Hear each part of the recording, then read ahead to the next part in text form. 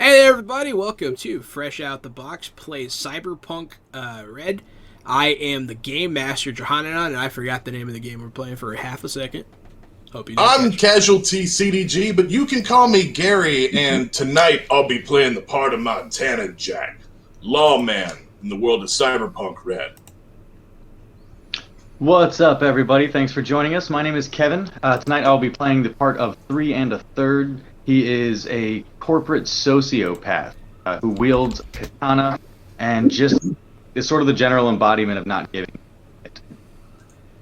And hey everyone, I'm Matt. I'm going to be playing Brecht, who is a rocker boy artist and grapple hand expert.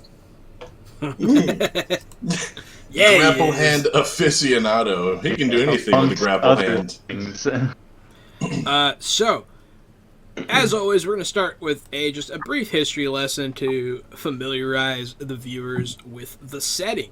You know, just in case you want to know more or you want to run your own game, all this information is in the Cyberpunk core book, which you can pick up at rtalsorian.com or, I believe, DriveThruRPG?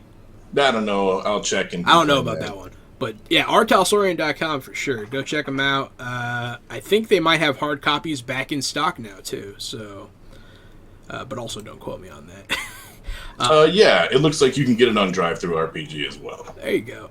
Unprepared to deal with the effects of worldwide global warming, vast areas of the northern hemisphere began to suffer unending years of back-to-back drought. Throughout the Midwestern states, many small towns were abandoned as local farms, businesses, and banks collapsed in the wake of this drought, famine, and economic chaos. So pretty much another Dust Bowl started. What farms that survived were eventually brought up by huge agro corporations and were maintained with corporate-controlled wells, hired workers, machine labor, and well-equipped guards. Midwest urban zones also suffered during this time, not from drought, but a collapse of manufacturing jobs and industries fleeing the country for cheaper labor in Asia and Africa. Unchecked corporate mergers and acquisitions destabilized entire areas of production, especially as well-heeled investors bought successful companies, then pillaged their assets and sold their dry husks at pennies on the dollar to finance their debts. Just real life. That's the history of this game. Is just real life. And it's just all this close. We're just a few years behind. So. We're a few years from it happening, man. Just right here. Oh, I'm looking forward to when they outsource all of the work and everyone just lives in the slums. That's going to be great. You know what they need in the slums is tabletop role-playing personalities. So we're good. We're gonna be totally safe in the apocalypse. Yeah, absolutely. Tabletop streamers are at the top of the food chain as far as entertainment industry. It's cheap, easy, and effective. Last time in our game, you gentlemen ran away from a group of tiger claws, Levite behind the wheel, and a high-speed highway battle royale pursued. I don't know if I would say we ran away so much as we were pursued by tiger claws. I would say you ran away, but that's okay. Tomato, man. Tomato. But yeah, you guys wound up killing everybody anyway, so maybe you're right. Maybe you were pursued.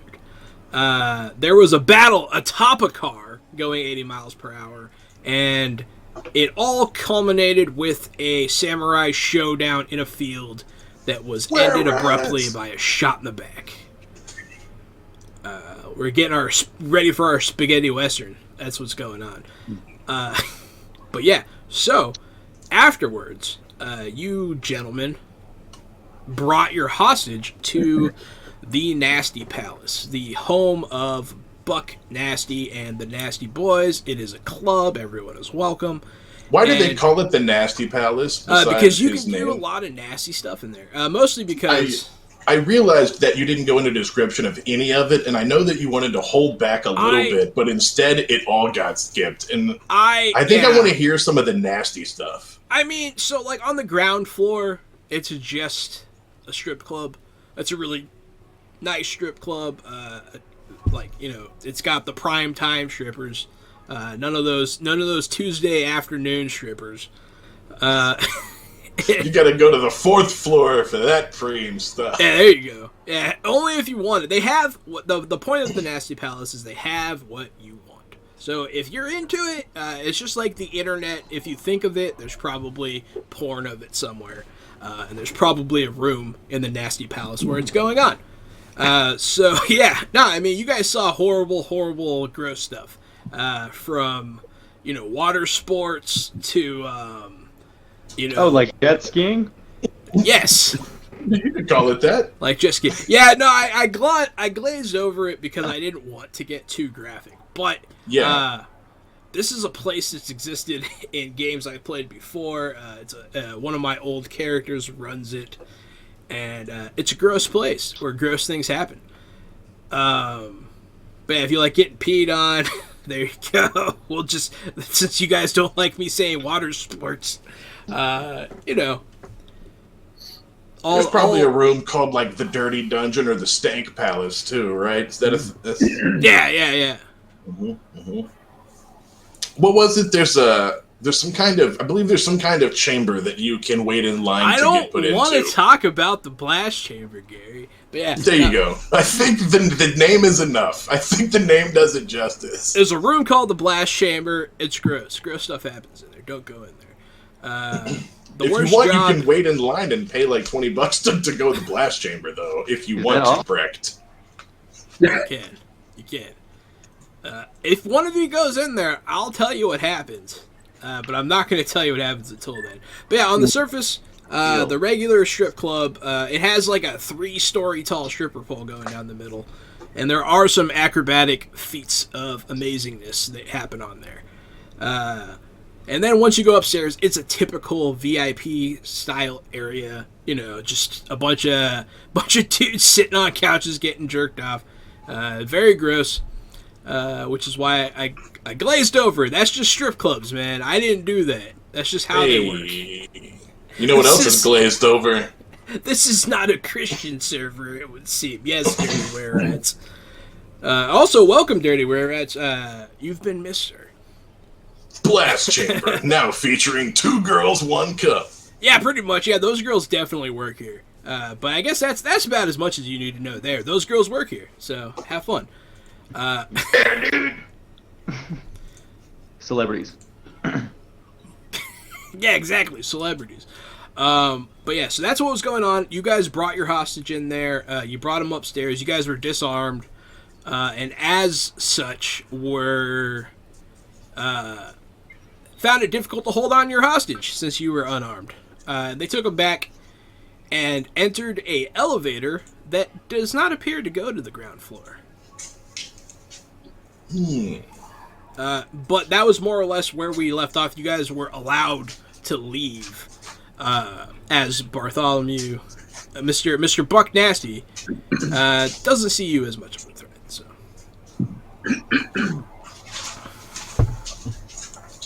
So, I still think the best plan we have is whatever chute they went down, whatever elevator shaft, lets out somewhere below this.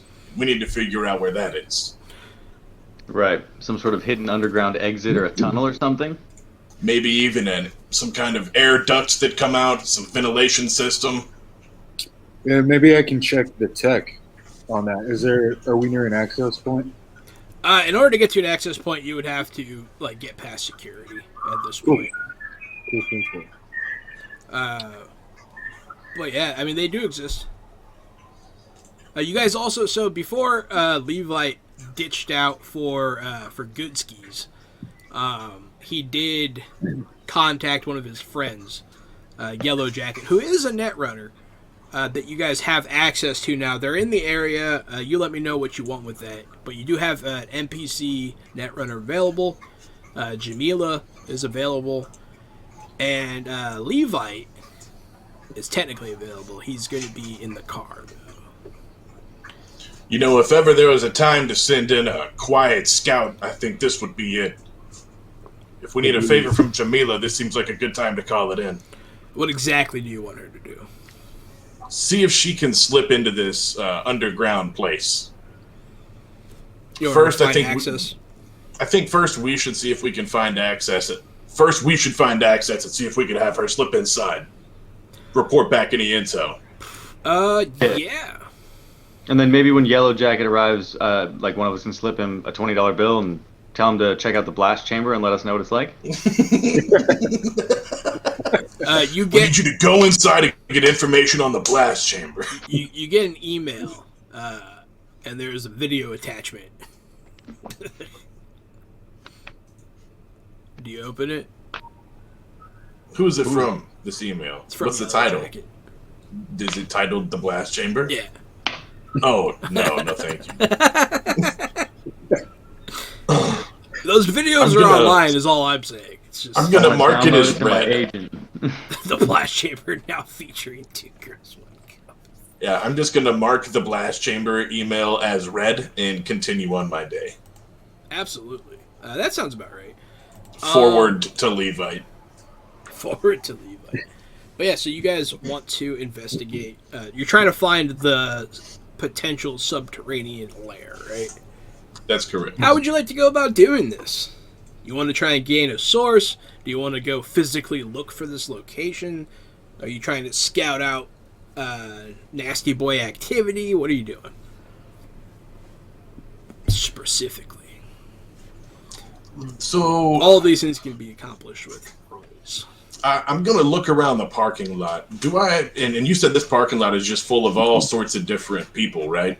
So there's a parking lot where like Joe Schmo parks and like all that stuff, but there's also an area where they keep like the valet cars of the rich people. You see a an actual like government vehicle back there that had, because you guys saw political figures inside the club.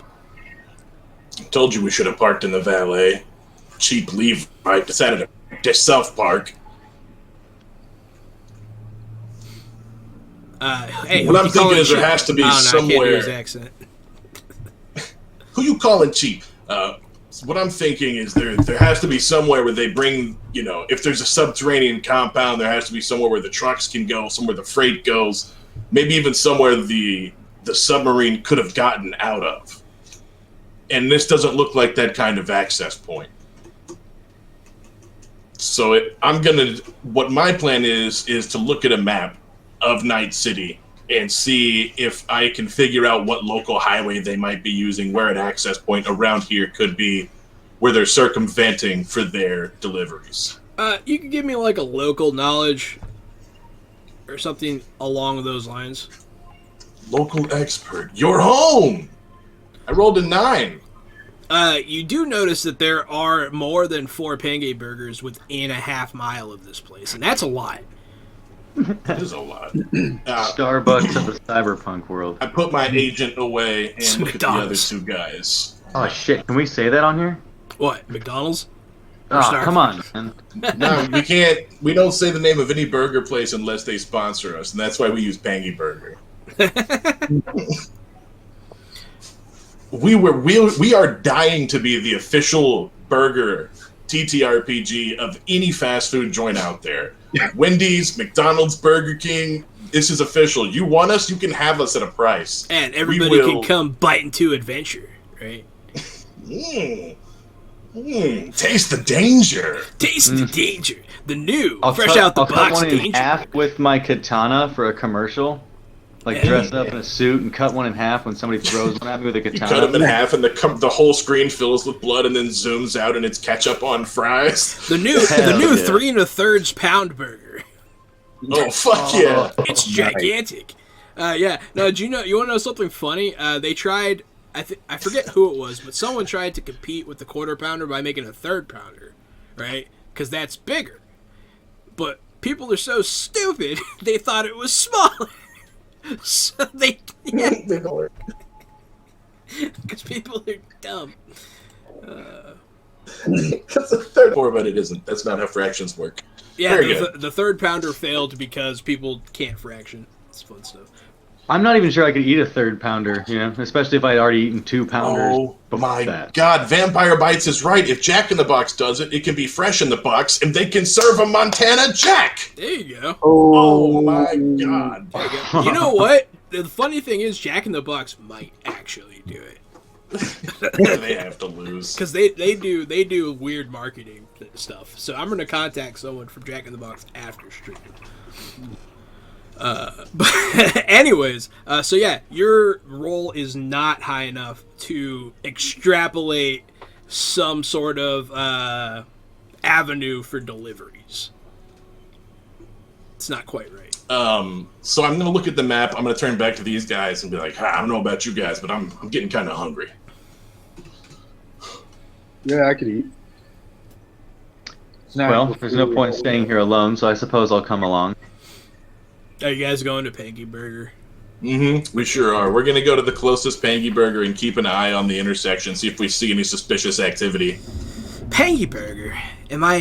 Do I want a Panky Burger? Am I in the mood for a Panky Burger? I don't know. That's my Levite. That's the best I can do. That's spot on, dude. I knew exactly what was happening. Yeah. It was Dirty Were-Rats who chimed in and said it was A&W who introduced the 1/3 pound burger. And as you guys know, not many A&Ws left around. That's true. I liked A&W. They had the best root beer out the tap. I love that we have a Cyberpunk dramaturg in the chat room. This is really, really useful. Dirty Were-Rats says they still sell it. Yeah, I'm sure they do, but there's one. I don't even think there's one. There are no more A&Ws on my side of the city. I think there's the one. Whole West. There used to be one by Katie Mills. It's gone now, though. It is gone, and there was also one on 99 closer to Kingsland, but it's gone.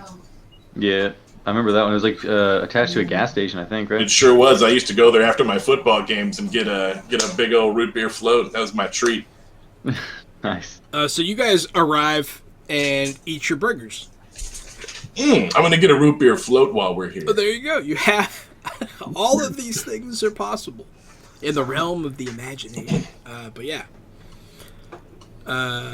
What else would you like to do? I'm going to sit right up front by the door in the closest booth so I can keep an eye on traffic and see if I notice anything suspicious.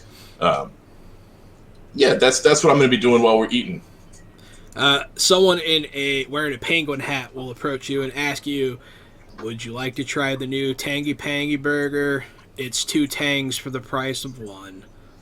Nah, let me get 2 Montana Jacks and a large chocolate malt. And I look at the other 2 guys and say, that's why they call me Montana Jack. Because you like burgers. Specifically He the changed his Montana. name for money. Specifically the Montana Jack here at Pangy Burger. I understand now why this is the only establishment we've been eating at. Yeah, it's kind of like a mix between a McDonald's and a Chuck E. Cheese. It's got a diner vibe too, right? It's got a Johnny Rockets type of vibe. Like a 50s diner, but cheesy. Man, that's Penguin. another great example of a chain of burger joints that died. Yeah, that's right. I have eaten at a lot of places, and the ones that die are pretty bad. They pretty much deserve it. It's not like I'm craving Johnny Rockets. I like Johnny Rockets. But yeah. I like Johnny Rockets if they're going to be the burger sponsor of our channel. It's the best fucking burger on the planet. They bring you your root beer float. Good. Really what my plan here is just to make a perception check or something to keep an eye on this intersection for a while. That's really my goal. And what are you looking for? In particular, vehicles that are military grade, like big fucking trucks and big hauls and big trailers and stuff out of position around here, around this part of town and around this strip club. What road they be, are they passing through here now that I have a major intersection? You get a +1 to this roll because Yes. Vampire Bites specifically booned your perception roll. Yes! Thank you, Vampire Bites. Thank you, Vampire Bites. And he crits it.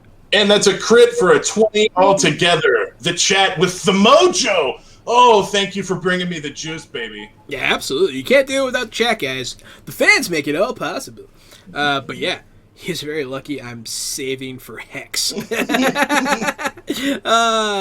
it's. The Vampire Bites that he used to work at Johnny Rockets in Miami, Florida. That means he could probably draw dope ass shit with ketchup, and also knows that their burgers aren't great. I never had their burger. I had their milkshake. And one time I was in there hiding from police one time. Yeah, they won't set foot in a Johnny Rockets. Yeah, Johnny Rockets are narcs. they all stop at the door. Oh, They're like, shit. They'll be all up in a 59 diner. You'll catch a 5 top at a Denny's, but you won't never see one solitary fucking police officer in a Johnny Rockets. We can't go inside. But yeah, It's unstable. so with that 19, you do notice themes to the traffic. You do notice a lot of military vehicles. You look at the map, you realize that if you keep driving past the Nasty Palace, that's where the entire military complex of Night City is. It's where it's on the other side of the Nasty Palace. Okay, it's straight north. Okay. Civil engineers. You don't have to drive past it to get there, but you can. Is it safe to deduce that this might be built on top of an old military base? I mean, that might be a stretch, but okay, because all the military infrastructure is new. Okay. So you're relatively new. We're able to see the Nasty Palace and the military complex from where we're at in the Panky Burger? You can see the roads leading to the Nasty Palace. Gotcha. So, I mean... Good job using a failed roll to find a place to lay low. That's funny. Thanks. I'm wondering if we shouldn't just check the Panky Burger to see if there's any secret tunnels. Oh, man, a secret tunnel in the Panky Burger? That'd be great. Yeah, go ahead, man. All right, what am I rolling for here? I don't have a secret room button. Also perception. Sure. There is a conceal reveal object. That's the second roll. That is one. I mean, I would allow either. I always wish investigation was in this game. I'm gonna go ahead and do conceal reveal just because it's more interesting, although the other one's higher. But and he quits it! Oh my god, you should get a bonus just for taking the lower stat and then you roll a crit. My man, I bow to you in your greatness. So you don't see anything being used. You don't see anything like what you're looking for, but you do notice like part of over by the Pangy Jamboree, the animatronic singing country penguin band over on the stage. You do notice back there's kind of like an access tunnel back there that connects to something. I don't know. Okay, Montana, Brecht. There's something behind that obstruction. A tunnel, I think. Hey, you're definitely going to find something with that.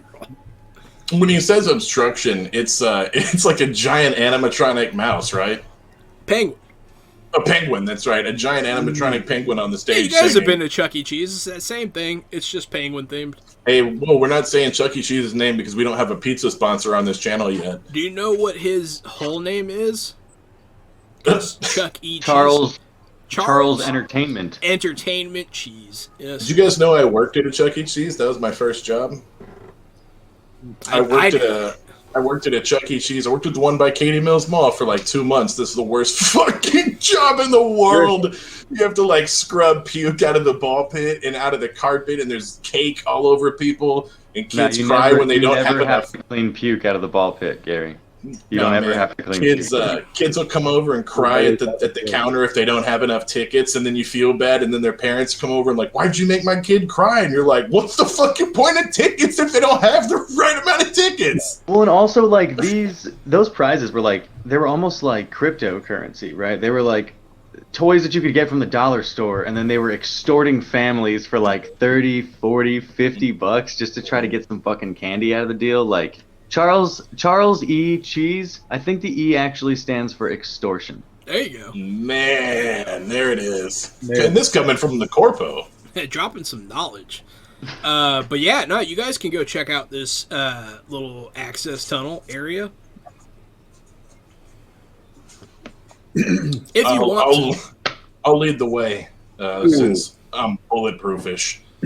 Can I look around to see if there's anyone watching this area? Or... Sure.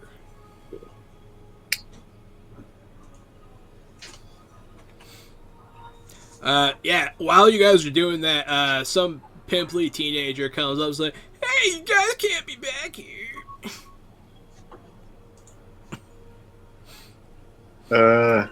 Nah, you're wrong. We can be here. Oh, It's totally cool. Don't worry about it. I want to go ahead. I want to look at him and be like, "You're lucky I don't fire you on the spot. Can you not see how I'm dressed? What do I look like to you? I'm What I sorry, am is sir. I'm sorry. district manager." Oh no, not the district manager. I would make you roll, but it's really easy for a corpo to intimidate a minimum wage teenager at a Panky Burger. So Before he runs away, I'm like, "Hey, come back here!" yeah. And then I'm gonna pull out my badge and be like, "We're Night City PD, and we have every right to be here. Get the hell out of here." I'm sorry. But yeah, he'll leave. But that's no one else is watching. Long story. You have to do that when you're a police officer. If people don't know that you're a badass with a badge, then what's the point? Sure. Gotta swing that dick. But yeah, You have to let them know real quick. you guys find it's like a little trap door.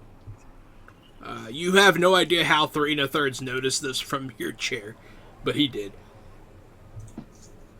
It's like a little trap door, like a solid metal one. It leads into what looks like some sort of what do you call it? Utility tunnel. It doesn't appear to be a part of the Pangy Burger. It looks, now that you're noticing, it looks like because of the nature of the animatronic show, it requires a direct connection to its own part of the power grid. Interesting. Damn, those birds are pulling a lot of power. Yeah. It's a hell of an animatronic show. Yeah, I bet it rocks. you need a lot of power to fry up whatever Pangy Burgers are made of. Because they only use induction stoves. Yeah, they only use induction heating. I have to imagine that with as far as technologies come with the cybernetic hands and enhancements and like the infrared vision, that the animatronic show that they put on is probably fucking badass. It's not. This a fair family point. probably fucking gets down. I mean, it's probably better than Chuck E. Cheese nowadays. But yeah, technology branched off in a very specific direction. Oh, that's Chuck E. Cheese nowadays got rid of the animatronics. They just have a bunch of screens. They have a bunch of LED screens up on the stage. It's awful. Really? Yeah. No point to that. How are they supposed to come alive at night and kill Nicolas Cage?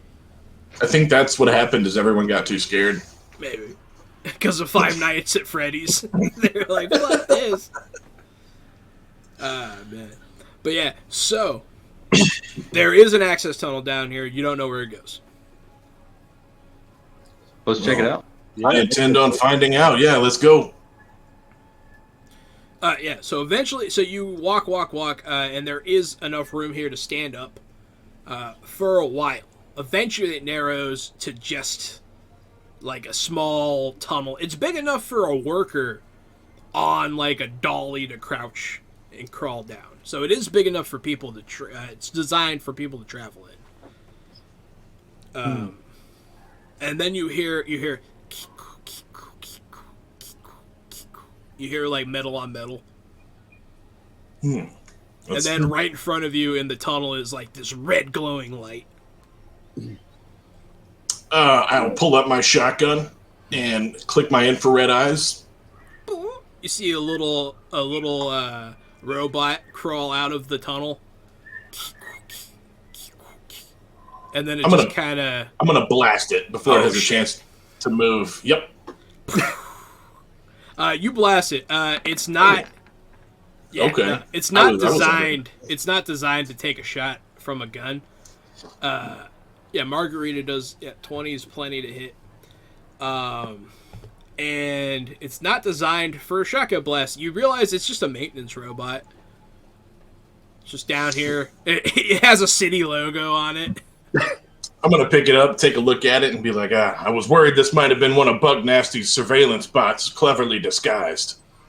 No, what it was a chance for us to get some eyes on the inside, but now it's just destroyed civil property. I'm gonna hand it to Brecht and be like, it's not too late, we have a trash artist. Yeah, thanks. We'll make something out of him. You don't think he had like feelings though, right? He might still have him if you can get him working again. We can let him scout out ahead. All right. The robot's crying. It's like,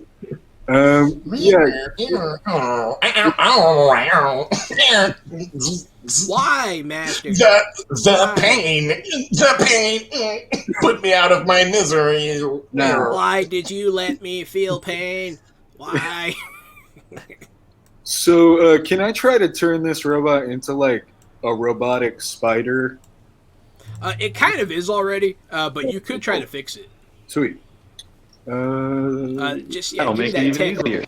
That Just tech the roll. basic They're all tech. the same, I think. So for you, anyways. Yeah. So 16 is Nice. 16's good. Yep. Okay. Cool. Yeah. You beat the difficult value, which is good enough to get this thing operational.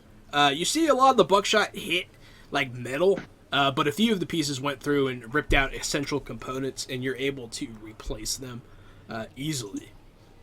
You watch Breck just go in here and fix this robot. It works now. What do you want to do? It's not on yet. It's not on yet. Yeah. What do you guys want to do with this exactly? Yeah, you can turn it on whenever you want, and you can mess with its programming if you so choose. Oh, cool. Does it have a camera on It does. It does.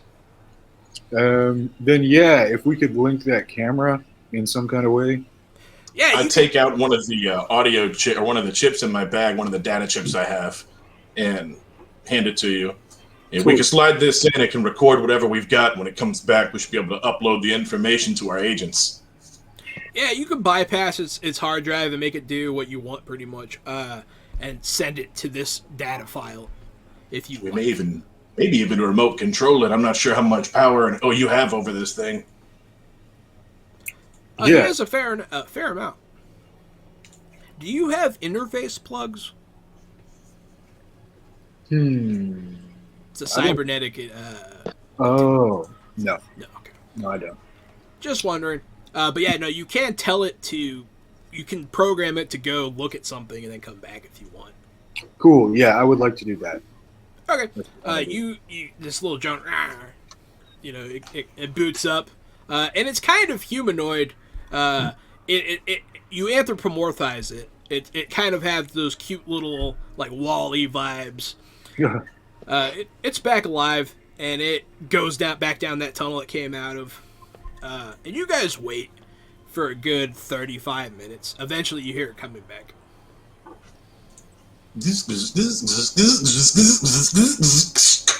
Oh, cool. The robot's back. A little the fucking back of it pops open and the chip shoots out. Bloop, and I'll like see what it has to tell us. Yeah, they should hire a tech or a net runner.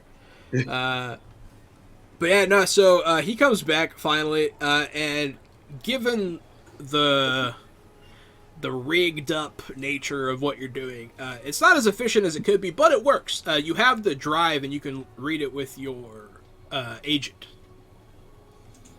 Nice. I imagine you do so. I do so. Okay, yeah. So it goes down a very long tunnel. It makes a couple turns, and you see it get to an air vent. You look down it, you don't really see much. It goes to another one.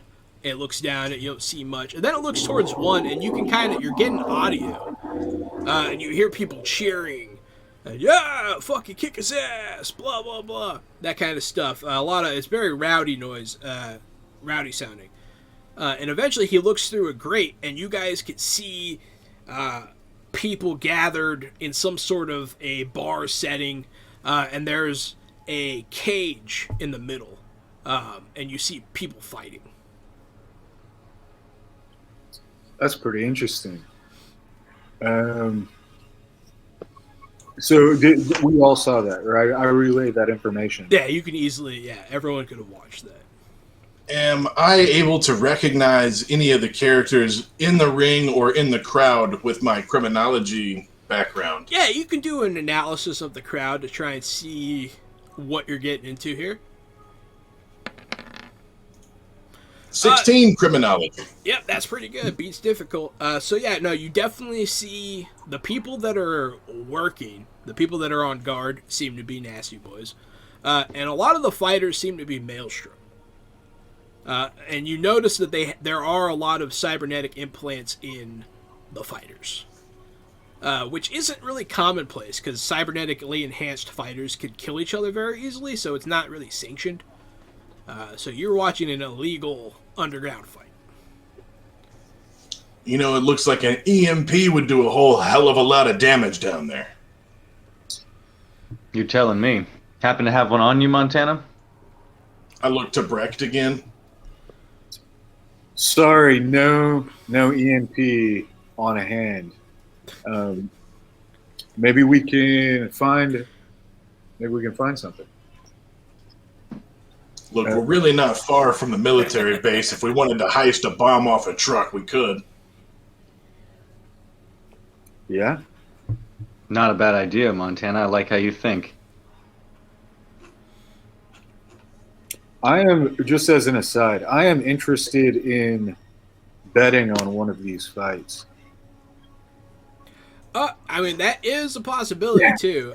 You could potentially get in there by legitimate means. That's always an option. Yeah, I think that would be cool. I think we should still get the EMP as a backup, like for when these guys freak out and we need to defend ourselves, because it'll like neutralize a bunch of the aggressors in the room. But that way, we can still make some money off the fight first. Also, I have a question. We are in a tunnel that's connected to the power grid, right? Wait, what's that? Is that where we're at? Are we in a tunnel that's connected to the power grid? Yeah, absolutely. Interesting. I think it. What about an idea of messing with their power through that? You could probably try to figure out if they are on the regular grid, if you wanted to.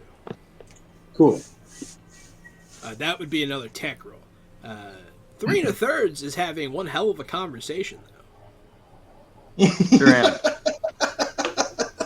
I was trying to hit it in time for the 35-minute wait that we had for the robot, but I didn't nail it, so I figured, now's a good time as any. During that 35-minute wait, you guys really enjoyed talking to 3 1/3 for the first time.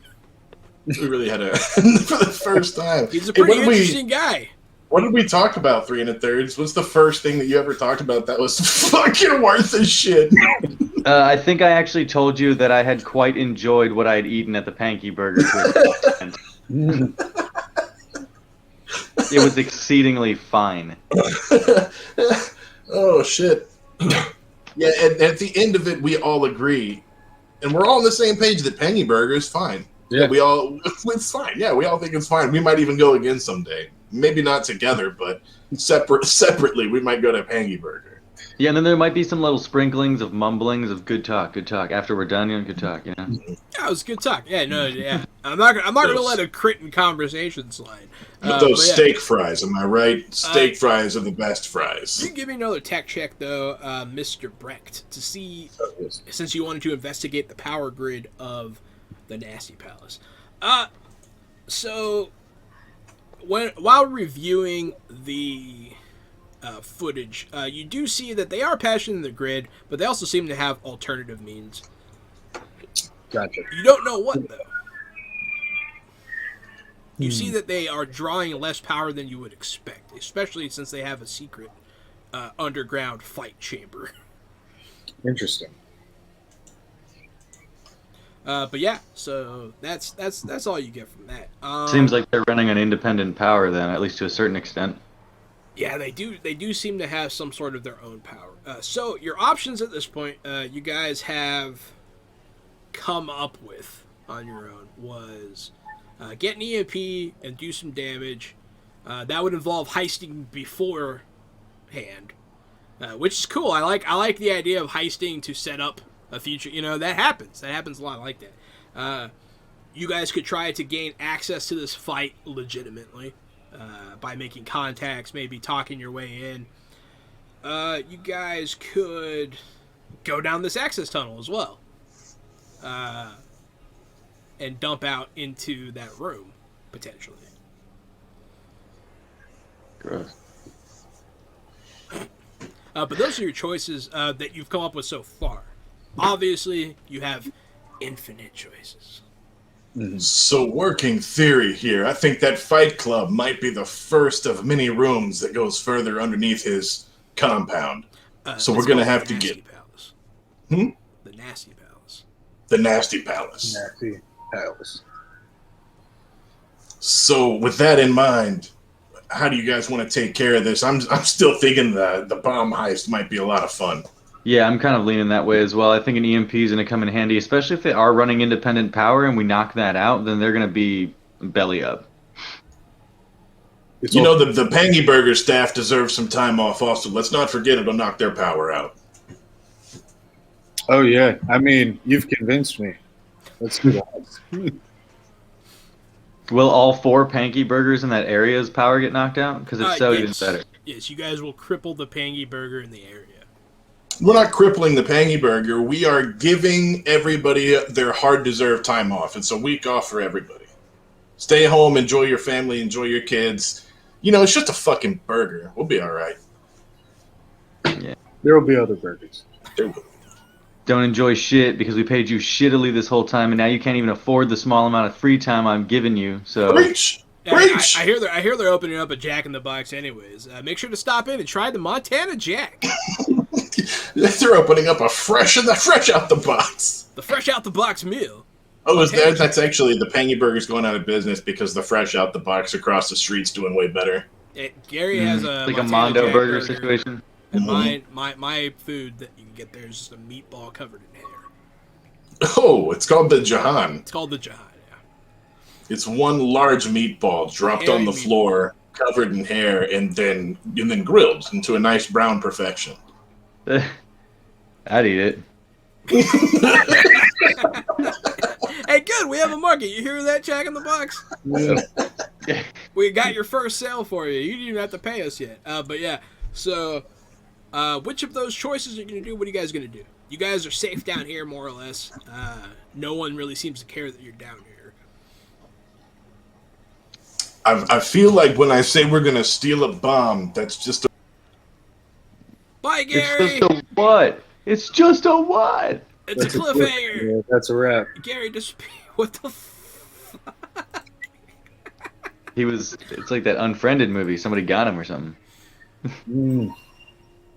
Oh, And when it comes back, it's going to be somebody else wearing a mask, and it's going to be scary, and all of our it's nights are going going to to be a mask made out of Gary's skin. Oh, no. Oh, no, look at it. Oh, no. Looks just like him. What was I saying? If we steal a bomb, and that was it. Oh, no. Yeah, that's right. The feds got me for talking about stealing bombs. I'm actually not the real Gary. I've been replaced. He got EMP'd. You're right, Dirty. It was Dirty Were Rats. He EMP'd you. He got EMP'd. That's what he gets for talking. When you say EMP 3 times, it's like Beetlejuice. What was I? Okay, so if we're gonna steal a bomb, which I think is a great plan, we're gonna need a little bit more than let's steal a bomb. So you guys, anybody have an idea how to get started here? Can we figure out where the bombs live? So you want to find a place to get an EMP. You would have some choices. The choices I could run down for you are Arasaka. They make that kind of stuff. You could steal one straight from Miltech, which make military technology. You could steal one from the military. You could steal one from... you could try buying one legitimately at a night market. We don't have any money. Yeah, that could be an issue. You could steal one from police lockup. Okay, now that's a fucking idea. Yeah. There are lots of good ideas here. That is a good idea. It's a fun idea. Yeah. You know Yeah, what? I like that idea because it's not as much of because we're figuring out how to get into this place, but I don't want to have to figure out how to get into the military base just so we can figure out how to get into this place. So I like the evidence lockup idea. Mm-hmm. I think that's Yeah, let me check my agent real quick and see if there's anything in evidence lockup that might help us out. There absolutely is.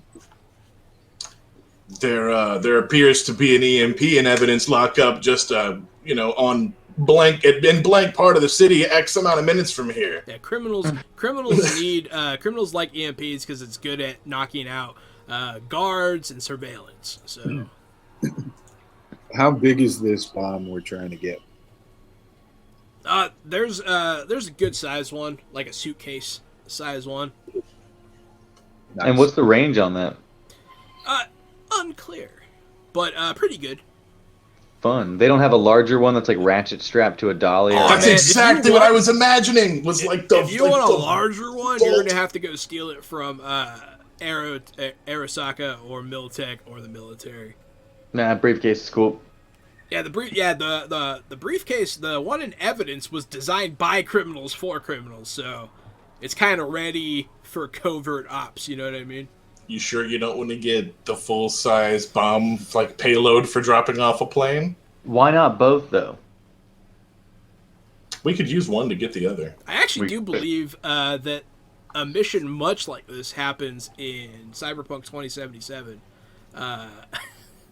They steal a EMP to knock out a hovercraft that's en route.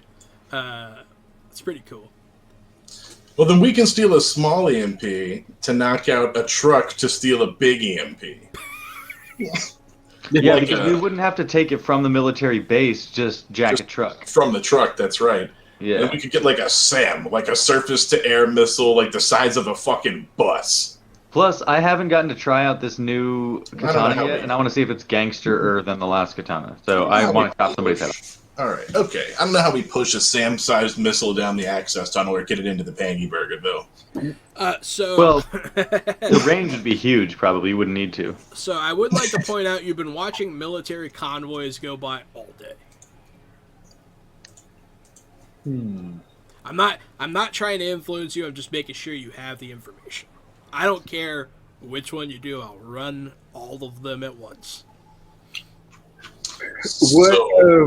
What's the civilian impact from setting off one of these bombs?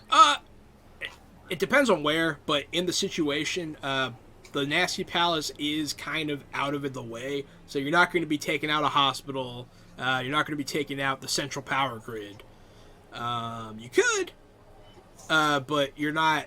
Those things aren't here. Cool. So, in theory, minimal.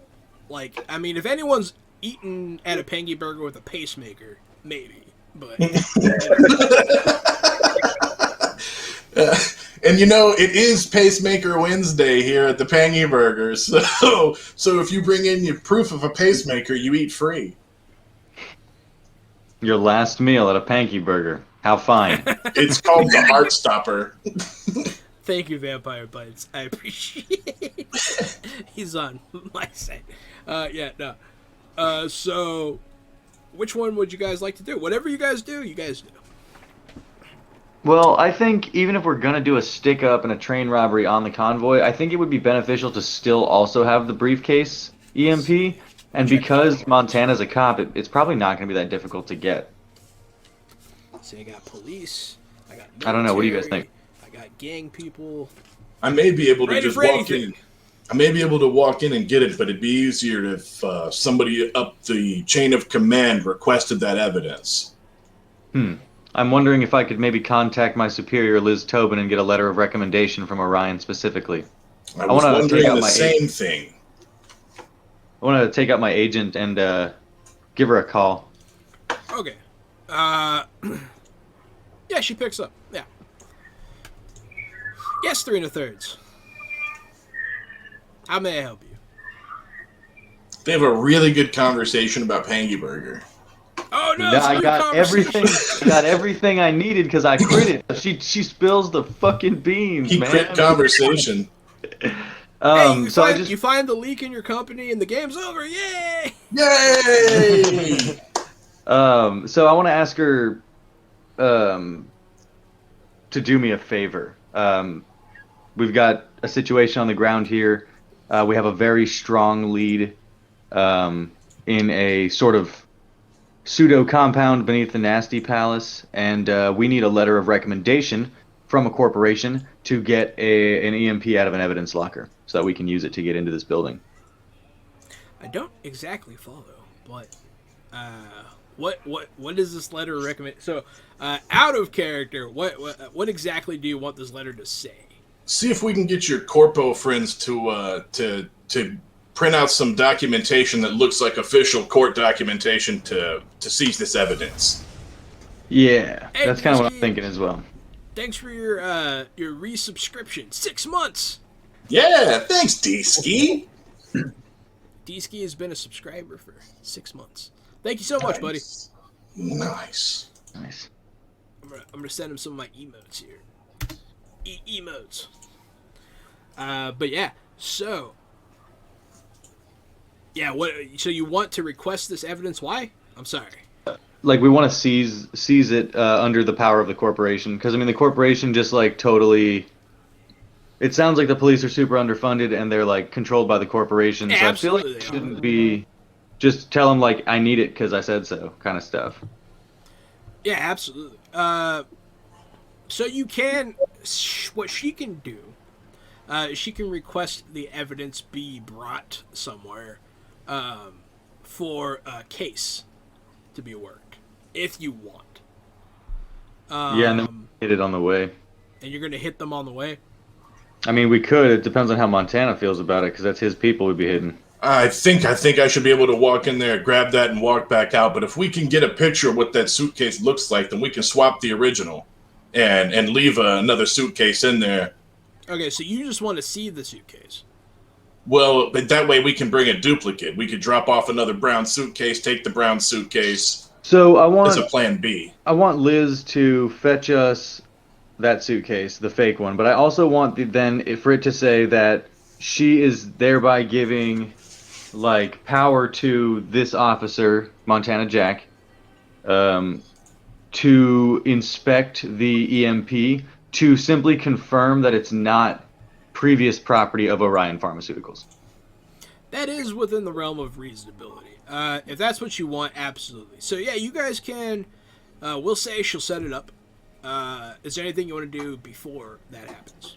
Yes. I would like to take this point in time to go buy a matching briefcase. Maybe go by the mall or the market or wherever I have to go find a suitcase to switch them. Okay. Yeah, no, so you can actually, you can see the pictures from evidence so you know what you're looking for. I guess that would be a roll to find this briefcase. Library search. I was gonna do. That can work. I was gonna try wardrobe and style and see if I knew a good briefcase shop around here. Yeah, not bad. I like it. Tracking, see if a briefcase has passed through here recently. So library search can be used to search online database for a matching briefcase. That roll. Oh shit! Sorry, that was an accident. Fuck. That wasn't you. That was Gary. That was me trading. See what I can. Cool. Hey man, I've got a couple of the Pokemon cards. Can I get a good briefcase? You're able to find something that could potentially be a match, but it's not a good match. You don't find a good match. Sadly, this briefcase style happens to be a luxury item and is only available at a night market. Damn. At where? A night market. And we don't see anybody walking around, like a rich person that's walking around where we're at that has one that could just give it up. Nah, this one seems to be like almost custom built. It's a very unique item. You could, I mean, there is a chance. Brecht, if I could get you in there. Go jump a corpo for it. That could be funny. Brecht, if I could get you in there, could you take the bomb out of one suitcase and put it into the other? Well, I have a little bit of experience with bombs from the war, but I can't make any promises. Yeah, I read what I read verbatim out of the chat because I liked it. Yeah, fresh out the box. If you're watching, you can influence the game. By booning or dooming or making suggestions. I'm always listening. All right. Well, that's going to be our best plan. Let's go and see if we can take the bomb out. To just supplant the bomb into a new suitcase. Yep. That works. That would work. That's a good plan. So yeah, you guys get a different briefcase. One of the ones that 3 1/3 found looking on Amazon. Yes, Amazon's still around, and yes, they'll kill you. In fact, Jeff Bezos owns the eastern half of the United States and all of Africa. And Yeah, but Elon only because Musk, he saved it from the CEO of Chick-fil-A. Elon Musk is the king of Mars. Man, that's probably true. Man, we're gonna have to play that next time. That'll be my next Cyberpunk Red campaign. The King of Mars returns. But yeah, so someone's gonna get booned here. I feel like it's probably Brecht doing the switching. But you guys have the briefcase, and you have the EMP briefcase. We're in. Are we on the way to lockup? Are we in lockup? Are we at lockup? They set it up to happen at Orion Corp offices. Oh, okay, This will be that's your even first better. time. Well, that's even better. We'll. So I guess 3 1/3. You calling a car for us since we're going home? Absolutely. Yeah, someone will come by to pick you guys up. Could I also, at this point, I don't understand how this works, so go ahead and shoot me down if you need to, but I haven't really seen it come up yet. Don't I have a bodyguard or something? You can. Can I have that right now? Yeah, whatever you want. Let's bring, I think bring him too. I'm pretty sure you do. So I have the book open here, and I have all of your class abilities written down. You have an ability called Teamwork. Let's see. As soon as you pull up, your bodyguard can open the door for you. Welcome back, Mr. 3 1/3. And he'll open it for all of us. Like, who are your new friends? You know what I mean? Mm-hmm. But even next So- to you, he'll look big still. He's like a big guy, and I'm not. It's up in the air. It might just be a really huge Amazonian woman too, because I like the idea of a big, strong, powerful woman. What is your Teamwork rank? What? Yeah, you have an ability called Teamwork, and it should have points in it. It's probably whatever it started at because I think none of us changed our skill rank. Correct. So I don't know if that's 2. Is it 1? Teamwork. It's in this like where all the buttons we push are. Yeah, it's in there. Teamwork, huh? So the levels that you have access to do not give you a bodyguard. So it would be over on the left under roll ability, right? Oh, actually at rank 3. So if you have 3 ranks, you get a bodyguard. You get a team member. They could be whatever you want them to be. Interesting. Well, I'm wondering if there's maybe something a little more useful in this situation than just a general bodyguard. Yeah, whatever you say this person is, that's going to be what they are. So you let me know. You could have a solo style. You could have like a medic guy. You could have a net runner. It's up to you. Well, maybe it would be a good chance to bring in like a fixer or a tech or whichever one of those is like dope. A fixer is a tech guy, and a net runner is also a different kind of tech guy. But yeah. Isn't there like a guy that's called a tech though as well? Yes, There's a a tech, tech not a and a tech. fixer. A fixer is something else. A fixer is a middleman. A fixer is a guy that gets jobs. My bad. That was my fault. A tech is a tech guy, yeah. I would think that it would be like thematically appropriate if you made the character you always call a fixer, since she pulls strings and gets things done for you, and she's kind of your ace in the hole. That would make her less of a game master decision time character and more of an ability to like, hey, we use Liz and she's my fixer and she gets us the information. Liz could be your team member. Yeah, I think that's a really strong choice, and I want to go that route with it because we've at least been using Liz T-Bone this whole time, so we can kind of upgrade her now and give her officially the nickname of T-Bone. T-Bone. And it makes her more trustworthy for the rest of us when she is a character that we know, that we can know, that becomes, not just a voice on the other side of the phone, but a real fixer who's really helpful. True. Yeah. And this So she has been upgraded from your assistant to your personal fixer. Nice. A robo dog hacker. But yeah, she holds down the fort at the office when you're not there. But so a car will be sent for you. It's a nice car. It has room for all of you guys. Levite will be waiting in the wings. If you guys need to call a Nomad driver, he is there.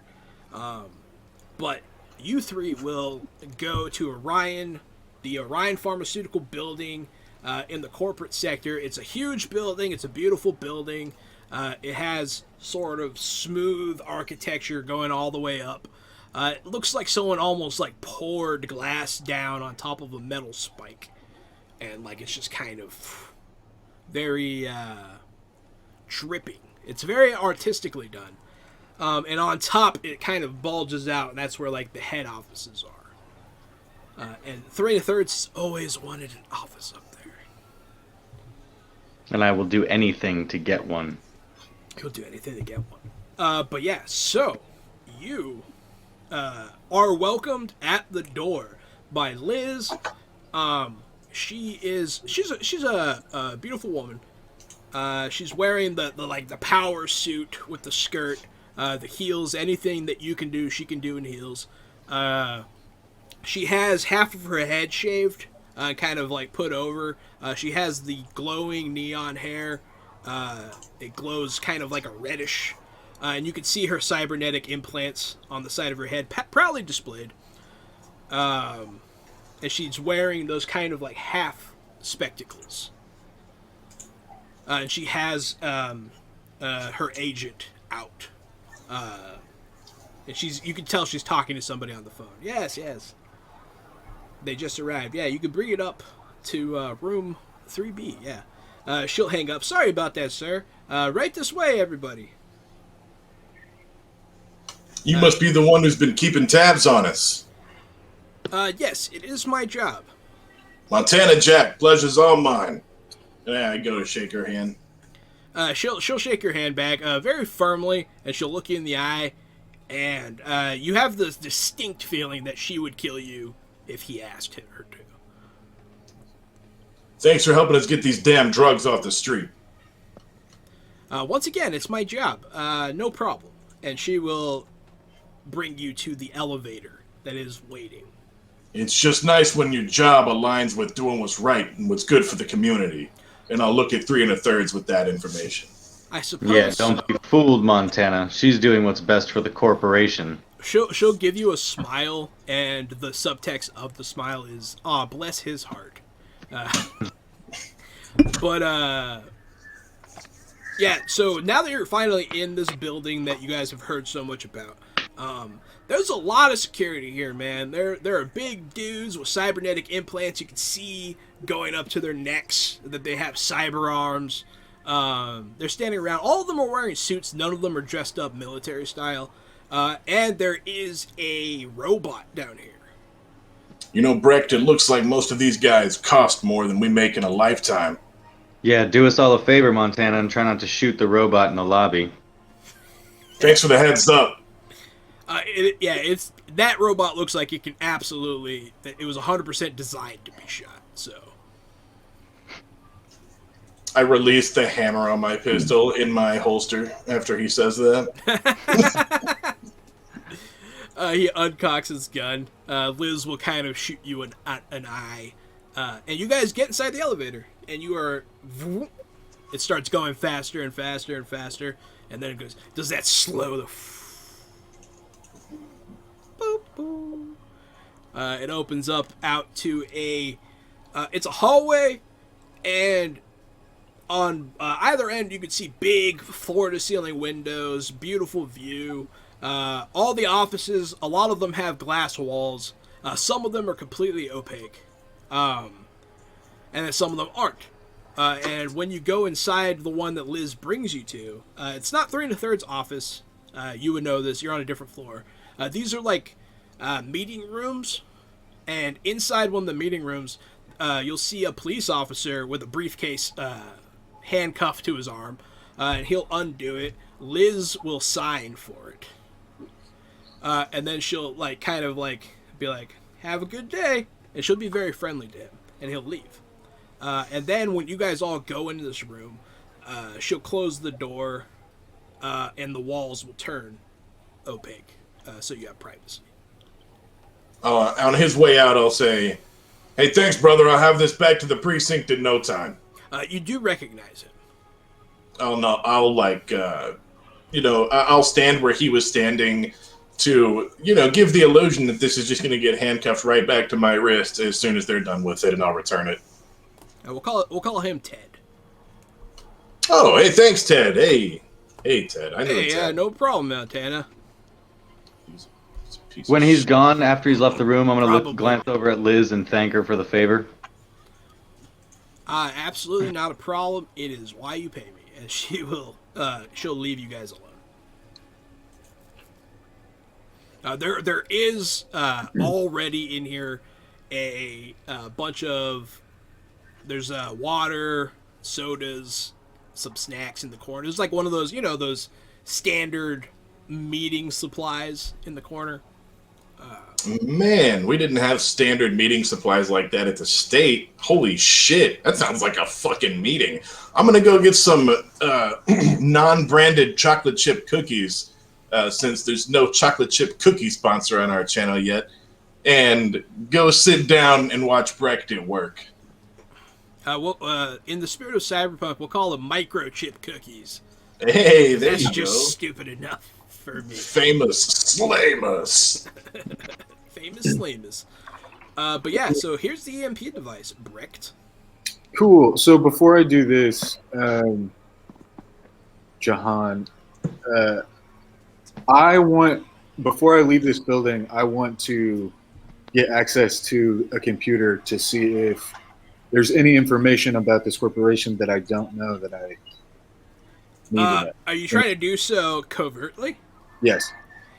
Yeah, no, that can definitely be on your agenda. How would you like to accomplish this? So I'll give you more description of the room you're in and the layout now that it seems to be important. This is not where 3 1/3's office is, but you do see there are access points built into this table in front of you. You could instantly, it's plugged into the corporation's mainframe. It's all hooked up here. There are screens in here, projectors, all that good stuff. But there are places to plug in here. And there are also more offices further down. There's a restroom, blah, blah, blah. Yeah, how much time do we have during this sequence? Because I'd like to visit my office while we're back at the headquarters. As much time as you want.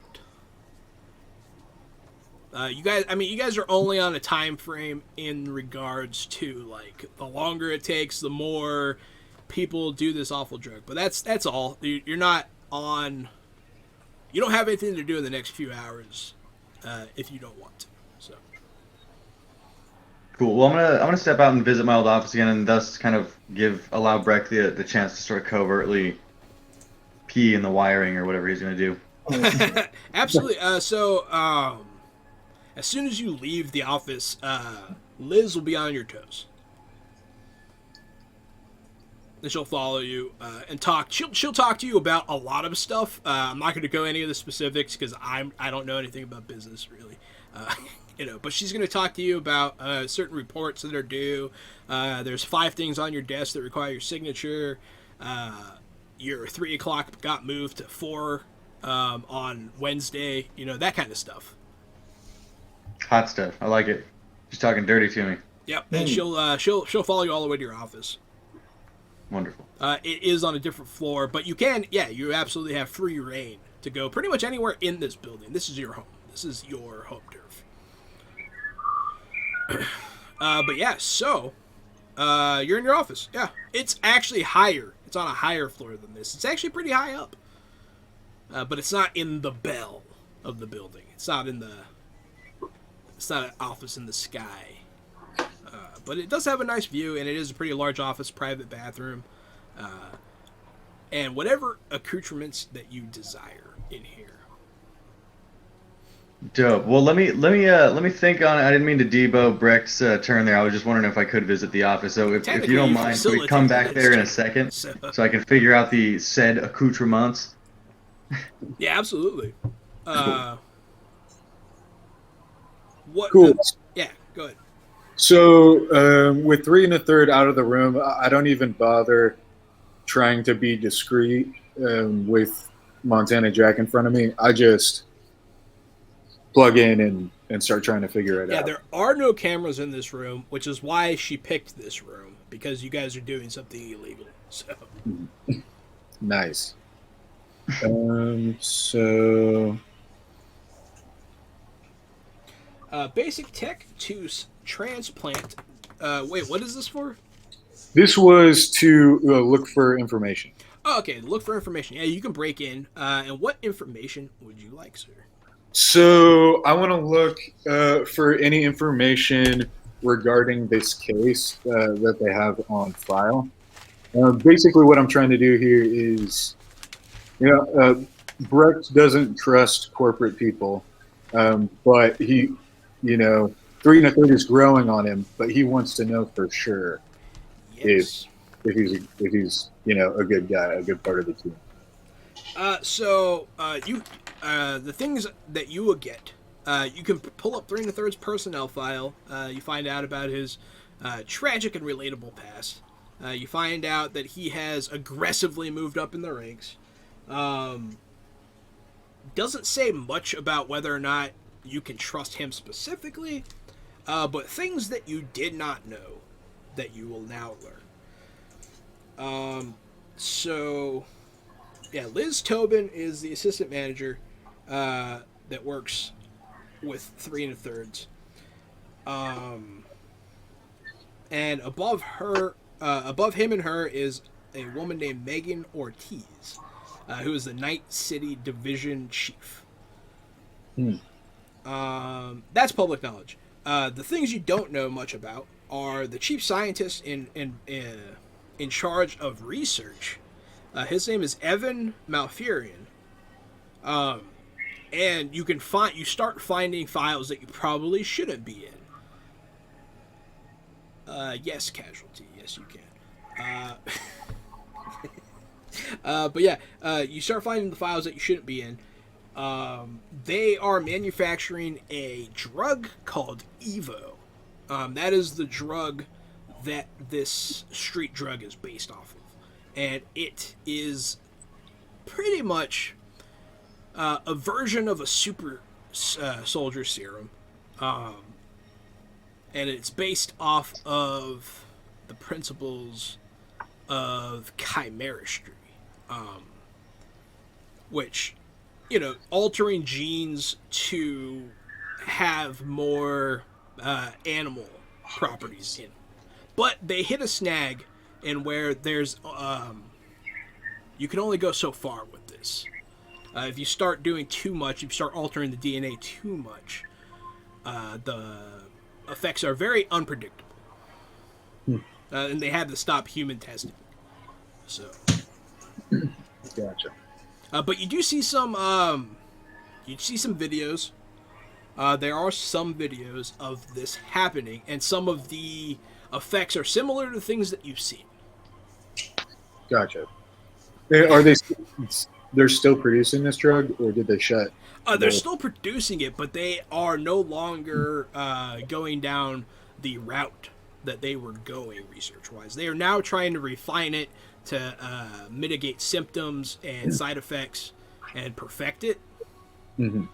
But you can tell that they are still making it. They're not making it publicly, but you can tell from this that it is a military contract. Gotcha. Okay. Cool. Then now that I'm done with this, let's switch this bomb. Bombs flop. Another thing that I meant to Oh shit! With a 27 critical roll, man, you weren't kidding about. Now we're done with this. Let's swap the bomb. You just flipped it out the fucking briefcase, dumped it into the other one. You're like done. Yeah, he just smacks the briefcases together and they transfer like a magic trick. You spend all this time hacking, and I'm like, "Hey, you're gonna take care of that bomb?" And you're like, "Fine." And you fucking pick it up and put it in the other one. You're like, "There, it's not that fucking hard." I do enjoy our chat right now.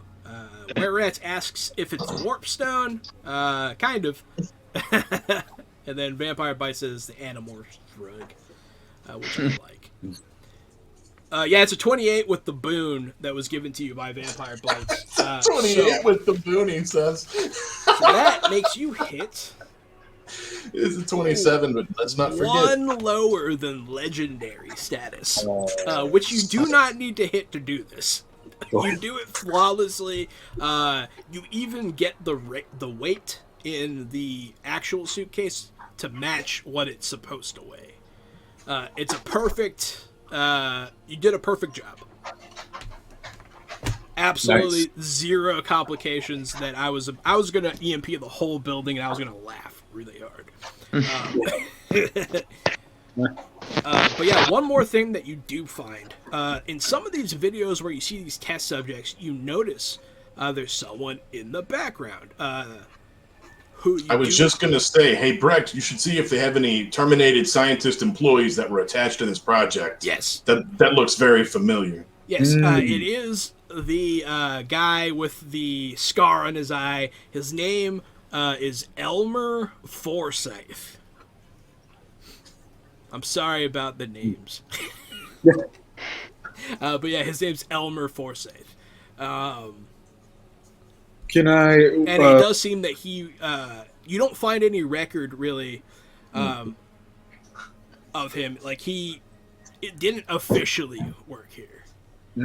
He was a contractor, but when you go to look inside his contracts, they're all like, what do you call it? Redacted. All of his contracts are redacted. So in the videos, when people's skin, gets pulled off and stuff like that, how does he react? He does not react the same way that the head scientist reacts. The head scientist is like disappointed, like I have failed again. This guy, his eyes, he smiles. He does smile. I'm glad that you asked. That is an important distinction. Cool. But you do have this nuke, and you got all this information, which I was not expecting, and I appreciate. What was in the briefcase? Oh no, he has a EMP. Oh, a nuke. Yeah, he did the EMP thing. He said a nuke, didn't he?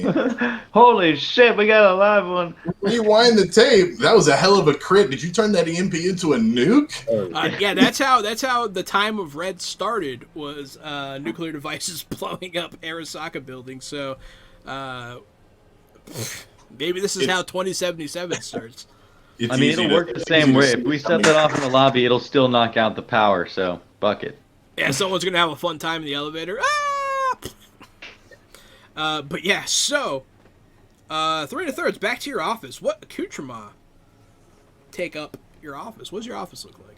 Well, there's certainly, obviously, like a seat warmer on the toilet seat with the bidet, kind of like your typical Tokyo public restroom attachments. Maybe a little bit of singing to you. Maybe it sprays some scent in the air. You have an expensive Japanese imported toilet. Got it. Absolutely. We may have just imported it from Arasaka Tower. I don't know. A lot closer to home that way. It has a built-in digital pet that you have to feed. You called it by its full name? Digital pet. I love that. This toilet was made by Tamagotchi. Hell yeah. Toilet Gachi. I want to obviously flip through the memos on my desk and the paperwork and sign the bullshit that Liz said I need to sign. Yeah, she'll as you're signing, she'll flip the pages for you, and she'll just be talking. All of it's important. All of it is stuff you need to know. She's keeping you informed. Wonderful. Anything stick out? Yeah, sure. We can do that. I like these questions. I like where you guys are at today. This is good. There has been media attention with some nosy kind of private investigators butting into. There's some sort of people are linking this new drug with Orion somehow, and you're the chief of the Night City division is upset and really needs you to step on it. But as of yet, she has not demanded your attention. But it's so bad that the CEO will be in Night City within a week. You're not sure when, but sometime within the next 7 days, Orion Morai will be here. Just for sheer comedic value, while this is happening, while he's getting this scene, can my police chief call and yell at me for not solving this case about the drugs yet also? Yes. Both chiefs Why on am I our paying asses. you all this overtime, you piece of shit? No wonder your wife left you. It just seems like the three of you were out gallivanting around all day trying to make $1 and a dime on the paycheck for the city, and you ain't doing a damn thing. So you better turn your badge and your gun in if you don't have this solved by Monday. And he hangs up. Yeah, pretty much. And Yeah, Brecht no, is that like- absolutely happens. Brecht is like, that's why I'm a fucking trash artist. Job's easier, man. So yeah, I want to finish up in the office. Ask Liz if there's anything else that's important, and I want to tell her to alert me when Mr. Orion arrives in town. Vampire Bite says that they saw the expense report from the Nasty Palace. I see you spent $1,400 on the blast chamber. What the hell is a blast chamber? He's like, "Sir, you don't want to know. I'm sorry." Oh god, I'm so upset that the blast chamber is becoming public knowledge. Well, and Levite's got an email with a nasty video in it, as does Montana. So we may revisit this if we have some downtime. I started role playing young, so some of my ideas are very immature. I'm sorry. Don't judge me by my early work. Look at my new stuff. Yeah. So, what were you doing? I'm sorry, 3 2/3. Just wanted to make sure that Liz alerts me when Mr. Orion arrives in town. Can do. She'll say it just like that. Cool. And then I'm going to glance over at the restroom and ponder whether I feel like taking a shit or not, and then decide not to, and then go ahead and leave again. Back to where they were. There is a spot on the wall for you where your sword hangs up usually. Ooh.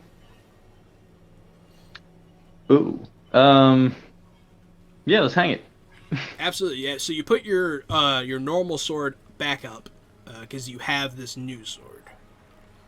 Exactly. Upon looking at this new sword is a straight up Japanese katana. It has the all the markings of a family heirloom kind of thing. Hell yeah. Dope. Great. Cool. His wife and kids' picture is emblazoned in resin in the handle, so you see them every time you pull the blade. It's a There's, like, collide. cherry You can look in blossoms you can look falling in the around handle, and it shows his kids growing up. And then it shows a live stream of them crying. Whenever you turn the sword, it's like a slideshow. Mama, Of all the happy Where's moments of their Papa? life. why You is it open Papa? up. You open up the bottom, looking for the kaleidoscope, and a bunch of cocaine falls out, hollowed out. And I'm like, this isn't full tang. It's only a half tag. Yeah, but so you have that sword. And yeah, no, you guys did a lot here. I'm surprised that this was so fruitful. I like it. All of you are going to get bonus experience at the end of this. I'm happy. Boom. But what is your next move? You have the CMP. What do you plan on doing with it? So Shit up. let's go drop the suitcase back off on the way back to the Pangy Burger. We go back into the Pangy Burger, drop down into the shaft, throw the bomb in, detonate it, wipe out that whole room full of bad guys. Actually, I guess we need to scout further, don't we? That takes care of room 1. Well, shit. Now how do we get to room 2? What's in room 2, and how do we make sure we're prepared? We could always check out room 2, potentially drop into room 2, bypassing room 1, and using the EMP if we get into trouble. Because that way we have it in case we need it for some larger threat, like Doug Nasty himself. Doug? Buck. Buck. Buck Nasty. Yes. Gotcha, my bad. It's short for Bartholomew Naskafeller. Copy that. Nasty AKA Buck Nasty. But yeah, no, Vampire Bite says this isn't full Tang, this is full of Tang, and then it's just full of instant drink mix. Which I greatly appreciate as a joke. That is a quality joke, sir. Yeah, Back it to tastes you, like Doug, with the childhood. weather. Oh, nasty feller. Cool, I appreciate that. Thank you, Casualty CDG, but you can call me Gary. Yes, that's absolutely right. Bartholomew Nasty feller. And he has a cousin called Shadynasty. That's right, Dynasty. This is a stupid bit that me and Gary do. I'm so happy. But yeah, so you guys have your EMP. You have your mission. You guys are ready to assault the Nasty Palace. And we're going to have to find out what happens after this commercial break. So everybody, thank you for watching so far. It's been great. Thank you for participating. Don't forget you can boon or doom us in the chat. Just spend your points that you get free for watching, and help or hinder our heroes in their journey. Thank you so much for watching so far, and we'll be back in 5 minutes. Hey everybody, welcome back to Fresh Out the Box. I am the Game Master, Johananon. I'm Casualty CDG, but you can call me Gary. I'm the other half of Fresh Out the Box, and tonight, since we're playing Cyberpunk Red, I'll be playing the part of Montana Jack, the lawman.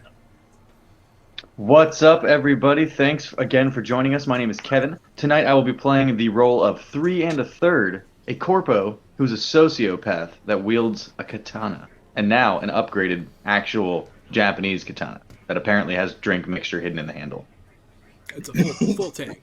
Full tank, sir. And hey everyone, I'm Matt, and I'm playing the part of Brecht, who is a rocker boy who's looking for some trash to get into. Yeah, and where we last left off, they had acquired an electromagnetic pulse device, which they are planning to use to invade the Nasty Palace. Hope no one gets trapped in the blast chamber when that thing goes off. No. Someone's gonna drown to death in the blast chamber. You can't drown in the blast chamber. I do like how you guys don't know what goes on in there, though. It makes me happy. Yeah. So, that's where we left off. You guys scheming your assault of this place. Let me know what your plan is. Let me know who you notify. Let me know who you get involved. And all those things. Now that we have the EMP in place, what if we leave it there in the vents and see if you, 3 1/3, can gain us access into that facility? Maybe bidding on a fight or something. That's like kind of what I'm thinking as well. I could probably have Liz fix it so that one of us is either a fighter or a manager or something. Look, I'm tough as nails, but I'm not getting in the ring with one of those monsters. Can't say I blame you. I wouldn't step in there without my katana either. Guess we'll have to find another way. Empathy bomb. That's what the EMP stands for. It makes everybody feel bad. Oh shit, maybe if we blow the empathy bomb, they'll all feel bad and turn their lives around and stop being criminals. All those strippers go back to school. It's the Why are ultimate strippers incel criminals? technology. Yeah, why are strippers criminals? That's messed up, Jahan. That's what a horrible assumption to make. No, I was adding on to what you were saying. I wasn't going along the same lines. Being a stripper is illegal. No, in fact, they're going to turn this whole thing into a stripper college, and all of the teachers are going to be teachers Decriminalize sex and work. professors. I heard that they decriminalized prostitution in New York, so that's fun. Interesting. State or city? I don't know. They have the same name, so I'm not sure. Whose idea was that? Assholes. Yeah, who can we go check and see if we can? There's like a place to get into this fight area, like talk our way in. Yeah, you could do that. Liz, as a fixer, because that's what you chose, is able to pull strings if that is how you so desire to be let in.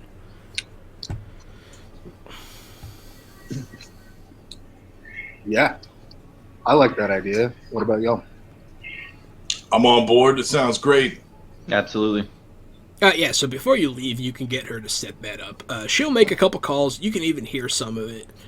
But she'll fondly and unceremoniously, ceremoniously be like, "What's up, my man?" And you're like, "What the hell?" And like she talks in a very casual way. It sounds like she's playing a character.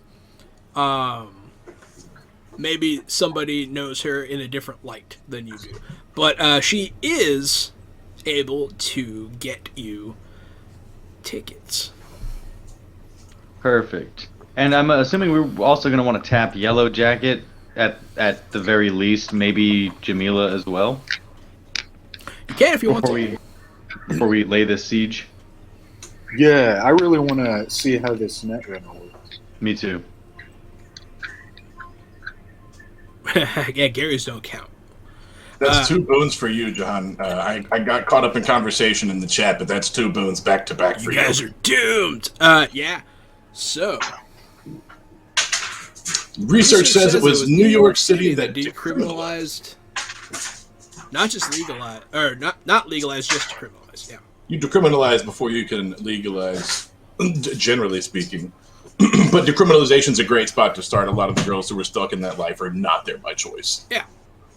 It makes it so that they can get help without fear of being arrested. For those of you who don't know, this behind me is my badge. I'm a retired human trafficking detective and child crimes detective, and I spent time working with that, so I got nothing but love for people trying to get out of that life, man. That's a horrible place to be stuck. Yep. And I understand what it's like to be inside that and how bad that is. You guys are going to take down the den of evil that is the Nasty Pals. There's definitely some of those women are definitely not there by choice. Yeah, you can tell. These topics are something that I am going to skirt past. They're uncomfortable, and we don't want to alienate anybody that may be watching. That's right. But these people are not good. But yeah. So, what would you like? Yellow Jacket is available. Let's say at this point he's hooked up with Levite, so they're in the car together. Chilling with, we'll just call it the NPC car. Those two and Jamila are sitting there waiting for this thing to go down. So in my mind, they're also a Pangy Burger. If we can get inside and get access to a network and let Yellow Jacket do his thing, that should open more doors for us, theoretically. What do you need us to do for you, Yellow Jacket? He'll be useless as soon as you set off that EMP. But if you want him to do anything before that, he can. That's exactly what we want. What exactly? Like, what do you guys want from him? What does he need us to do to get him plugged into this building? He can get himself plugged in. Oh, shit. I thought we'd have to get inside and find him an access point. Now, if you guys, we'll say that you guys can all meet up in the Pangy Burger parking lot. Him, Yellow Jacket, Levite, and Jamila will all be sitting on the hood of Levite's car eating Pangy Burger and waiting for you guys. When you see Yellow Jacket, he has the undercut hair. His is also neon. And you see a cartoon hornet moving around under his skin. He has like an animated tattoo on his neck. I would, again, before we meet them, like to remind everyone there's like 4 or 5 Pangy Burgers in this area. I think it'd be funny if we went to another Pangy Burger first, got our food, and we were sitting on the hood of your car waiting 3 1/3 for like 20 minutes, and then it camera cuts, and they're waiting for 20 minutes, and we're waiting, and they're waiting. Wrong and we're Pangy just Burger. We're at the wrong fucking Pangy Burger. You guys finally meet up at the right Pangy Burger. Everyone's appropriately annoyed when this scene starts. But yeah, and he's wearing a flat jacket with a high collar. But he's wearing... he looks like a merc. So he does seem like he has an air of confidence about him. A professional.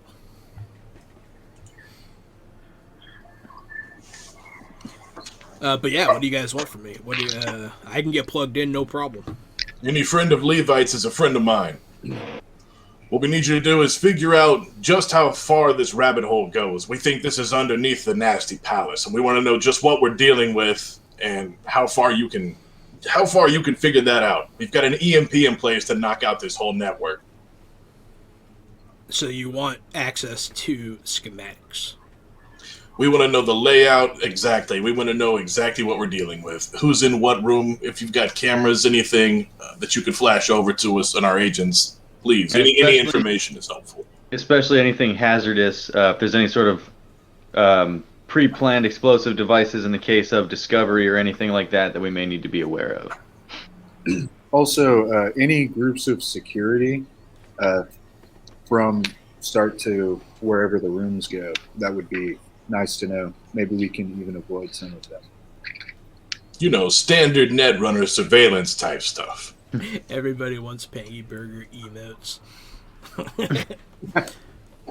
Maybe one day. That's a fun one. But yeah, so I'll see what I can get you guys. But he will disappear. He's gonna go. What he's gonna do is he's gonna go sit in the parking lot and access things remotely. So that can be in motion. What else do you guys want? I feel like this is going to get heavy, and if we've got Jamila, we should use her too. I agree, but I wouldn't want to send her into the lion's den into the mouth of danger. Maybe she can scout out and see if there's another way out of this facility while we're inside and have it relayed back to our agents. Yeah, and maybe hold up an exit if she can find one. Exactly. Leave a side door open for us to get out of here. So you want Jamila to help with your escape? Yes. See if she can find a safe, quiet way out. Well, if that's what she's doing, she's going to go with Yellow Jacket. She'll go back him up, and while he's getting the layout, she'll figure out where to help from. And honestly, wherever she leaves that door open's probably the best spot to stash Levite's car to get us the hell out of here. Mm-hmm. Yeah, Levite will nearby. Also... Levite will be ready for the escape as well. Yeah, whether you hide it under a rock or, you know, in the sewers or behind a rock or hide it under sand, that'll give Levite time to set up. That's a good use of NPCs. So, that's all in motion. That's all set up. Yellow Jacket will eventually send you a copy of some schematics. Some of them aren't... They're not necessarily schematics from the building planning, because it's a secret building, but he extrapolated them from surveillance camera footage that he hacked into. So it's like a guess of the shape of this place based on the remote access he was able to gain.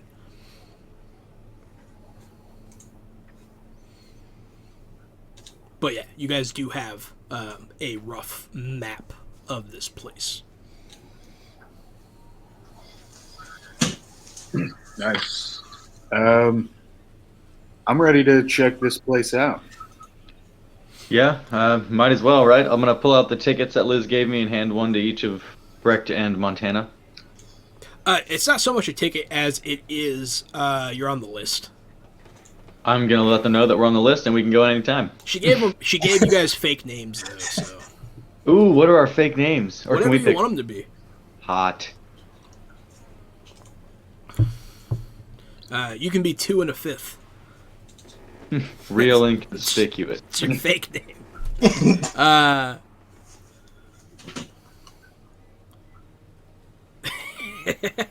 Gary, Vampire Bats sent you stock art of a pancake burger. Yeah, he sure did. It's fucking great. I just looked at it, and yeah, I just saw it on Twitch.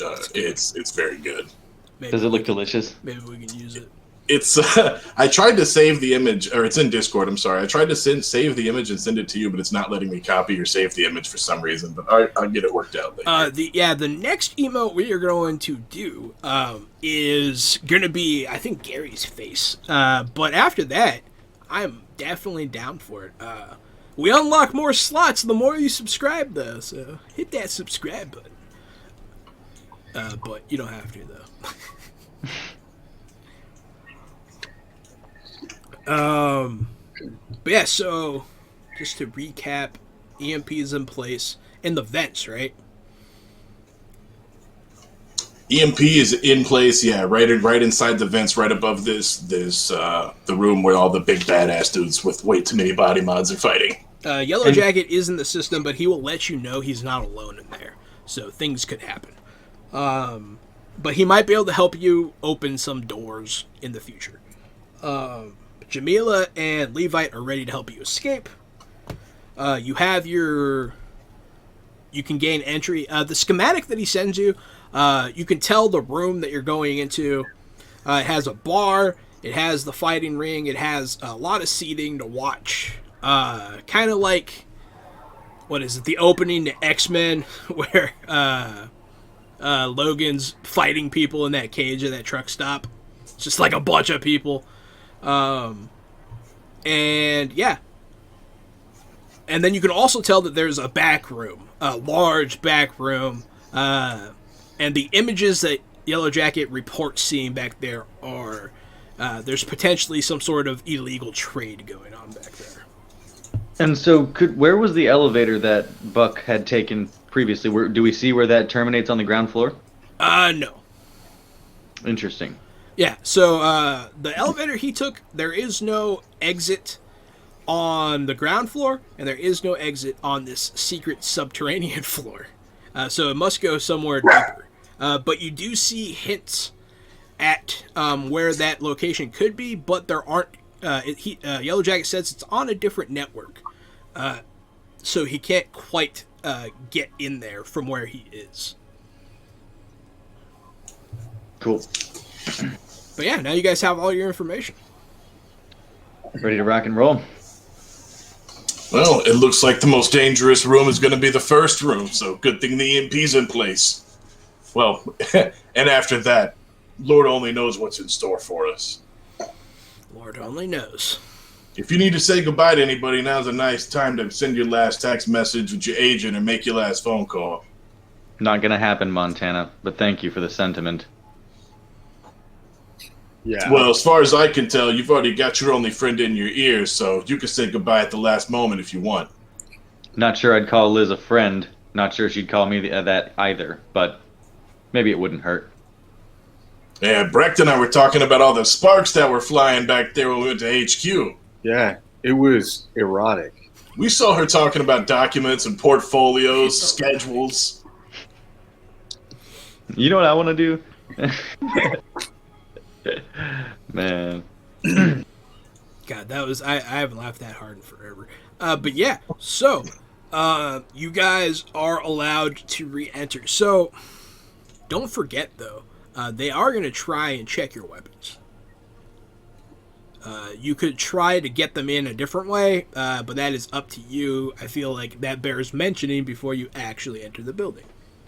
Well, that's a great idea. Why don't we stash the weapons inside the trash cans, or in a corner, in a dusty corner or something inside this fight room? We could just easily lower them out of a vent from the rope. Jamila, you want to sneak our weapons in for us and lower it out of the vent?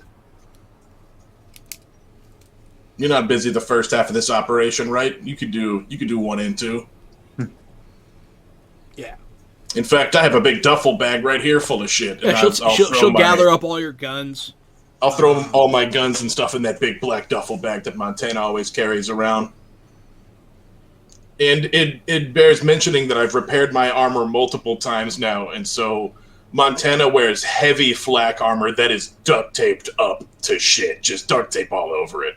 Just duct tape heavy armor. Yes, he did mention that off screen to me earlier, just for anyone that's wondering. But yeah, so she'll gather up all your weapons, and she will take them with her to the vents. So she's gonna go inside Banky Burger. How about you, 3 1/3? You parting with that sword, or you think they're gonna let you bring it in? Yeah, what do you guys put in the duffel bag? 'Cause that's important. Yeah, I mean, last time we tried to check, like, conceal him, it didn't really go that well. And if we're going to be able to get him again, I'm not sure if it's worth the effort. Although, I'm going to go ahead and try to conceal the katana just because I believe that that's what my character would want to do. Yeah, doesn't you really could make try that. that, but you do know that they have full body scanners. Mm-hmm. Even if you do the, hide it like a bee, you would still get caught. Yeah, I'm going to go ahead and throw it in the devil bag then. I've got know, my like- scratchers that are built into Yeah, my fingernails, It'll so be I've got there. something Yeah, to beat it'll 'em. still be there. Yeah, you could always try the bee stinger method, but I still think those scanners would spot you a mile away. Like they did the first time. I throw everything in. My pistol, I like haphazardly throw my guns in without taking the safety off. I drop the pistol, I throw the shotgun in. It's just a bag full of guns from Montana. Fine, Gary. Roll a firearms check for me real quick. What if I crit? Then nothing happens. Nothing on a crit? I gotta know. Yeah, nothing on a crit. I got a crit. You want me to... Well, it's not just a general firearms. I don't see your roll. What kind of firearms would you like? There's auto fire, handgun, heavy weapons, and shoulder arms. Whichever one is highest, I'll allow. An 11.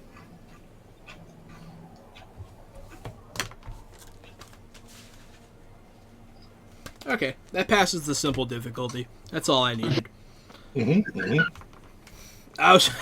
specifically said you haphazardly throw guns in the bag with no safety, so I was just seeing if one went off. It's normal. I'm just making sure you guys know that's normal behavior for Montana. Like, if he has a car, there's probably a trunk full of guns. He's Honestly, yeah. Well, but his you name is haven't- Montana. You haven't seen his car yet, if such a thing exists. I don't think he does, but that's okay. Not yeah, right now, it doesn't. You have a trailer, so maybe that's full of guns. So Montana's all of his guns.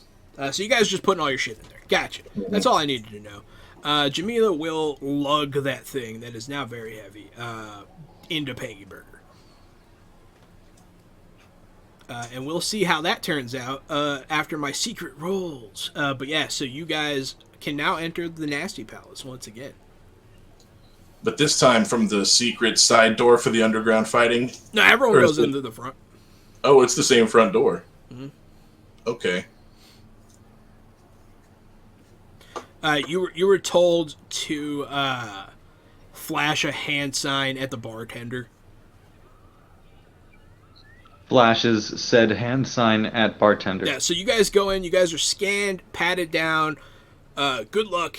The club music starts. Let's see. I have club music here. It's not very loud.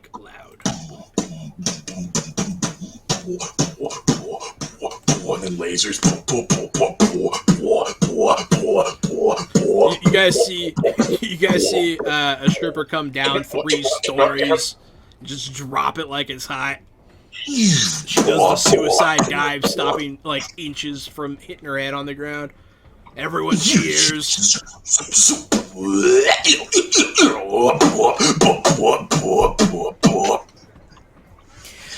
And then people are doing body shots. There's all kinds of stuff going on. There's everybody here from hardcore gangsters to politicians to some fraternity boys having a fun weekend. There's a lot of stuff going on here. It's Party wild. rock! You see LMFAO take the stage. Everybody's party rocking. Yeah, because it is now nighttime, and so now it's in full swing. Oh, bummer. Oh, everybody, let's go to the bathroom real quick. LMFAO just took the stage.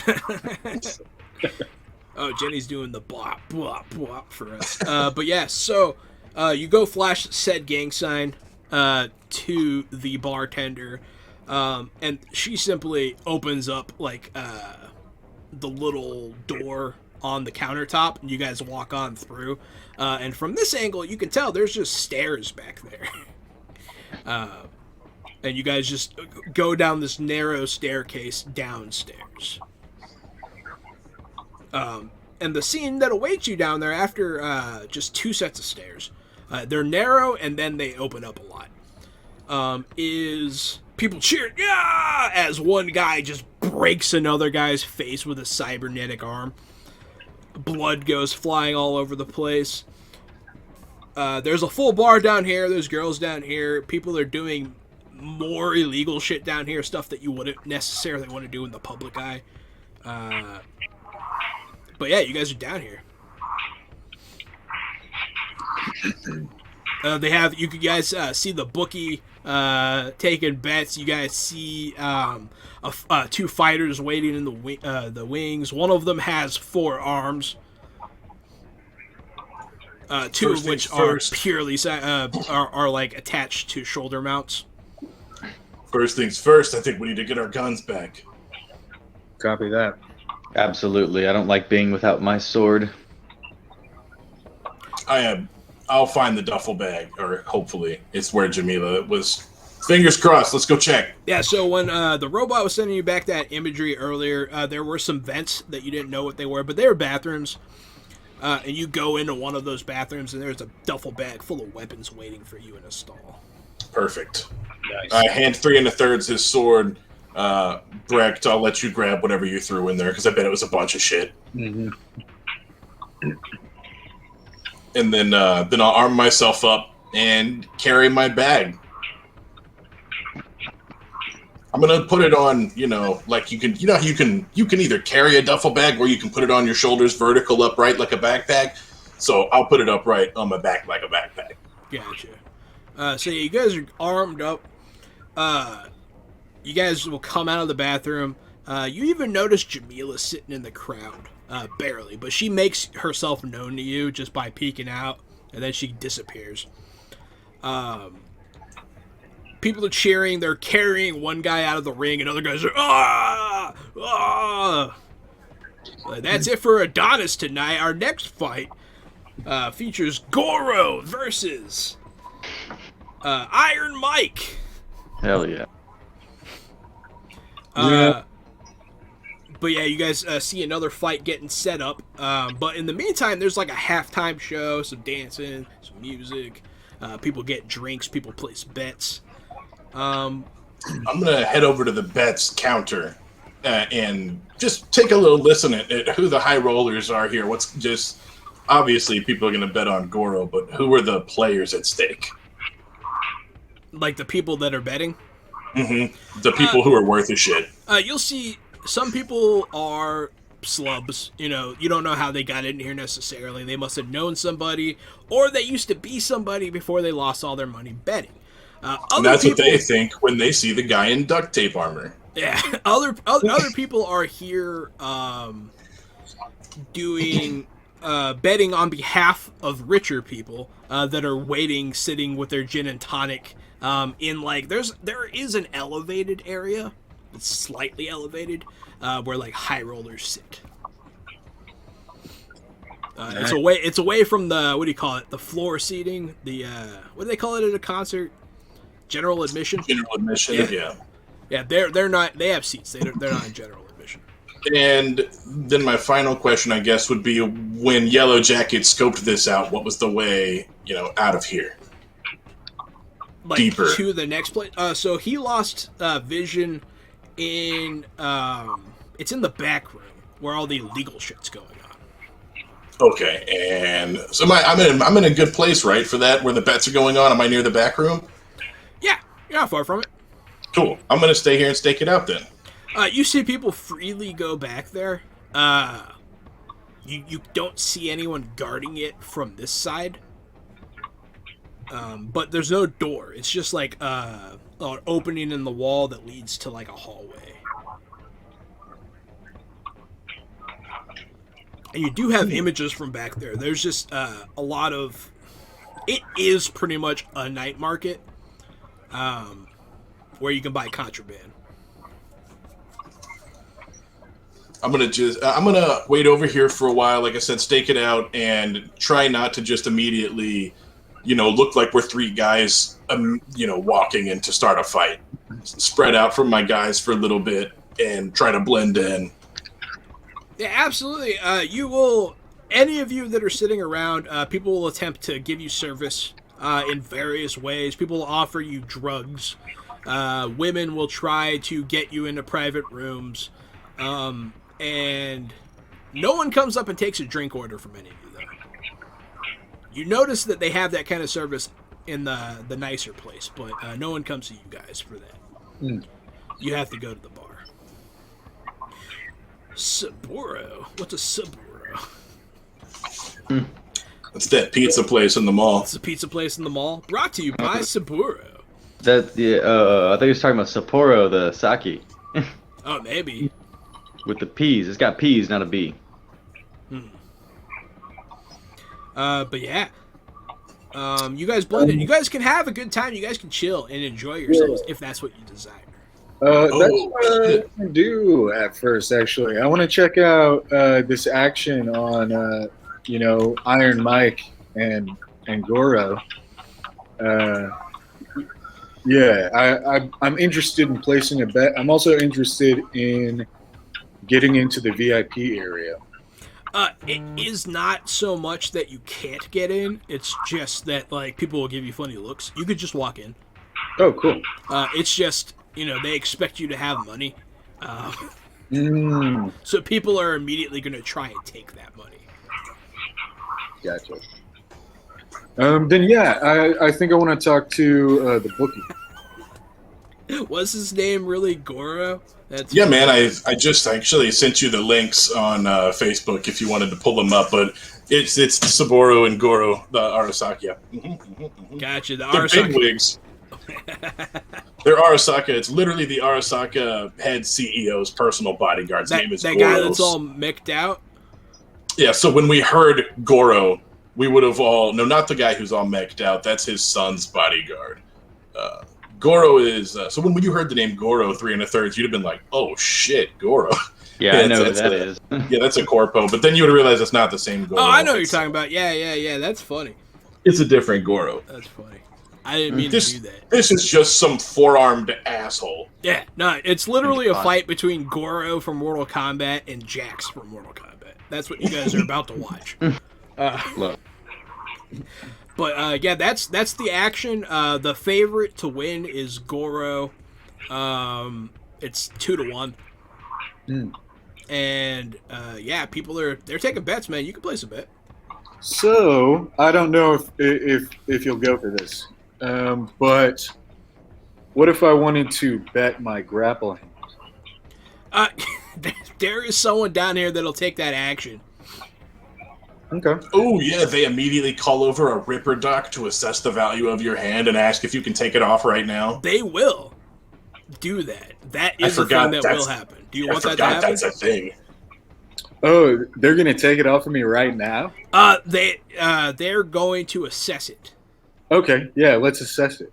Okay, yeah, no, a guy will come over, and will pretty much he'll open up your hand, he'll open up your wrist, he'll look at the connectors, he'll test the wiring. It takes about 15 minutes, and then he'll give you a slip of paper. It doesn't take 15 minutes. I'm gonna say it takes 5. But he gives you a slip of paper with a number written on it, and it's like an amount. Okay. And it has the serial number of your arm written on it as well. Gotcha. You can bet it if you want. Yeah, I'm thinking about it. I mean, if I lose, you know what I'm gonna do, right? Yeah, I Like, know what's gonna happen. You're gonna go up there and jerk it off of him, dude. Yeah. There's only one way to get this arm. You're gonna have to jerk it off of me. So yeah, I want to bet my money on, or my hand rather, on Jax, Okay. the character, Iron Mike. So yeah, you place your bet on Iron Mike, and yeah, I mean we can see how that goes. Yeah, I mean, I'm kind of tempted to jump in here because A, I hate my scratcher mods, and B, we're gonna have to watch the fight anyway. So, you mind if I piggyback on this one, Brecht? Go for it. Yeah, I'm You gonna know, play. if you guys consolidate your bet, you can make a whole lot more money. Not a bad idea. Are you guys both betting on Mike? Yeah, definitely. The same doc will evaluate the worth of your cybernetics. And yeah, you guys both place your bet on Mike. And then the fight starts. Now we do have a button to roll for gambling. I'm just saying. You do have a button to roll for game. Oh, that's crazy, dude. I forgot about that. I do like the idea of me not rolling for this. That's exactly what Cyberpunk is designed for. You don't have to roll, the players do. You're exactly right. I do like that. Oh, we're getting raided just in time for the fight between Goro and Iron Hey! Mike. Welcome, Chris. Thank you. Thank you so much, Krispy Kreme. Get raided. All right, I have selected the difficulty for this. Don't forget, you can use luck points even when gambling. And good luck. Who's doing the roll? Which one of you's better? I am not. I have 4 points. Shit. I have 8. 8's better. Can I? For this, can I use luck points for him? I will actually, in this particular instance, allow you to do Dope. this. I'm gonna go ahead and match however many you put up. Oh, really? I'm going to put in. Where am I? 7. Oh, I don't even have that many, so disregard my previous statement. I'm gonna go ahead and toss in another 3 into the pot, making it a plus 10. What was that? I'm gonna toss 3 of my luck points at it as well. Okay, so 3 and 3, so 6 luck points going into this. I'm putting in 7. All together? Yeah. No, there's 10 total. He's putting in 7. I've got 3. Jesus. All right. It's his grapple hand, man. Yes. So go ahead and roll that. Oh, you got booned. Yeah! Ooh. Thank you, denizens of the chat room. +8. So let's see. Yeah, let's see. Ooh. Oh. All right. So with a 28, yeah, you scouted out. Jax was in good form tonight, and he broke Goro's jaw. Nice. You were a little worried that after that Goro kept fighting, but it eventually ended in Iron Mike winning and you guys taking that money. Now some fucking Ripper Doc walks up and he's like, well, you know the deal. Now I gotta take your other hand and give you a grapple hand. And goes to, like, cut your hand off. Like, hey, get the fuck out of here, you weirdo. That's not the deal. He misunderstood the deal. You know the deal, boyo. I get your flesh hand and you get yourself a shiny new grapple hand. You sound like Vinnie Jones from Snatch.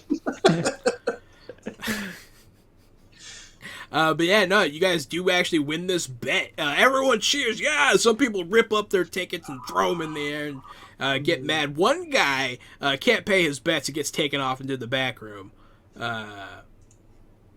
And then you do see the Ripper Duck remove a cybernetic eye from somebody.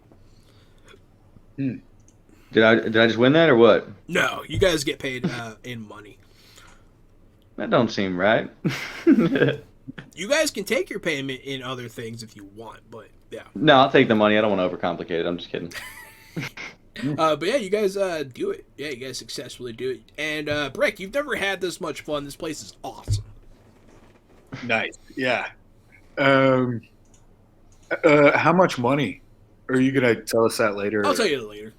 Awesome. Cool. I'm gonna look up the value of what you put up against it and see how it Nice. goes. Cool. I also don't know how gambling works, so. Well, let me explain it to you. Usually you bet something of a value, and then you get a return interest worth more than the value you bet. That's how gambling works. I get that. I do get that part. Okay. Well, then it seems like you know how gambling works. Okay. I'll I'll get you guys your money. Oh, yeah, there is a whole Cyberpunk table for, I think, how gambling could have worked. We probably could have flipped to the book and resolved it through that, but I like whatever. the simplicity of this. That was pretty dope. That was an easy way to handle that crap. But yeah, so you guys successfully did that. Yeah. You guys looking around, you see some people leave, more people come. The ever-present nasty boys are all around you. Mm. Some of them seem to be off-duty enjoying themselves, but some of them are definitely working. Okay, 2-1 is doubled. Yeah, I figured as much. That's what I thought, but I wasn't positive. So you guys will get double the estimated value that you put up. Word. And that's up to me.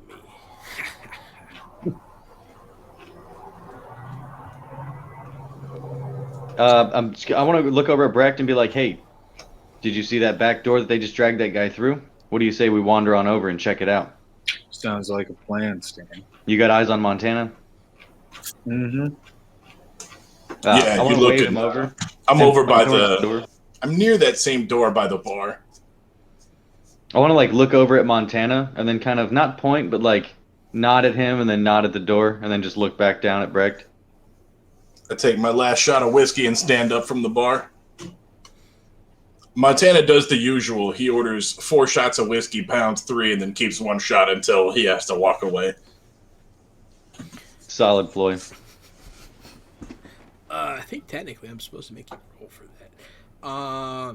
Give me a resist. What is it? Resist drugs and torture. Yeah. Critical crit. 25 altogether. So you're not even buzzed.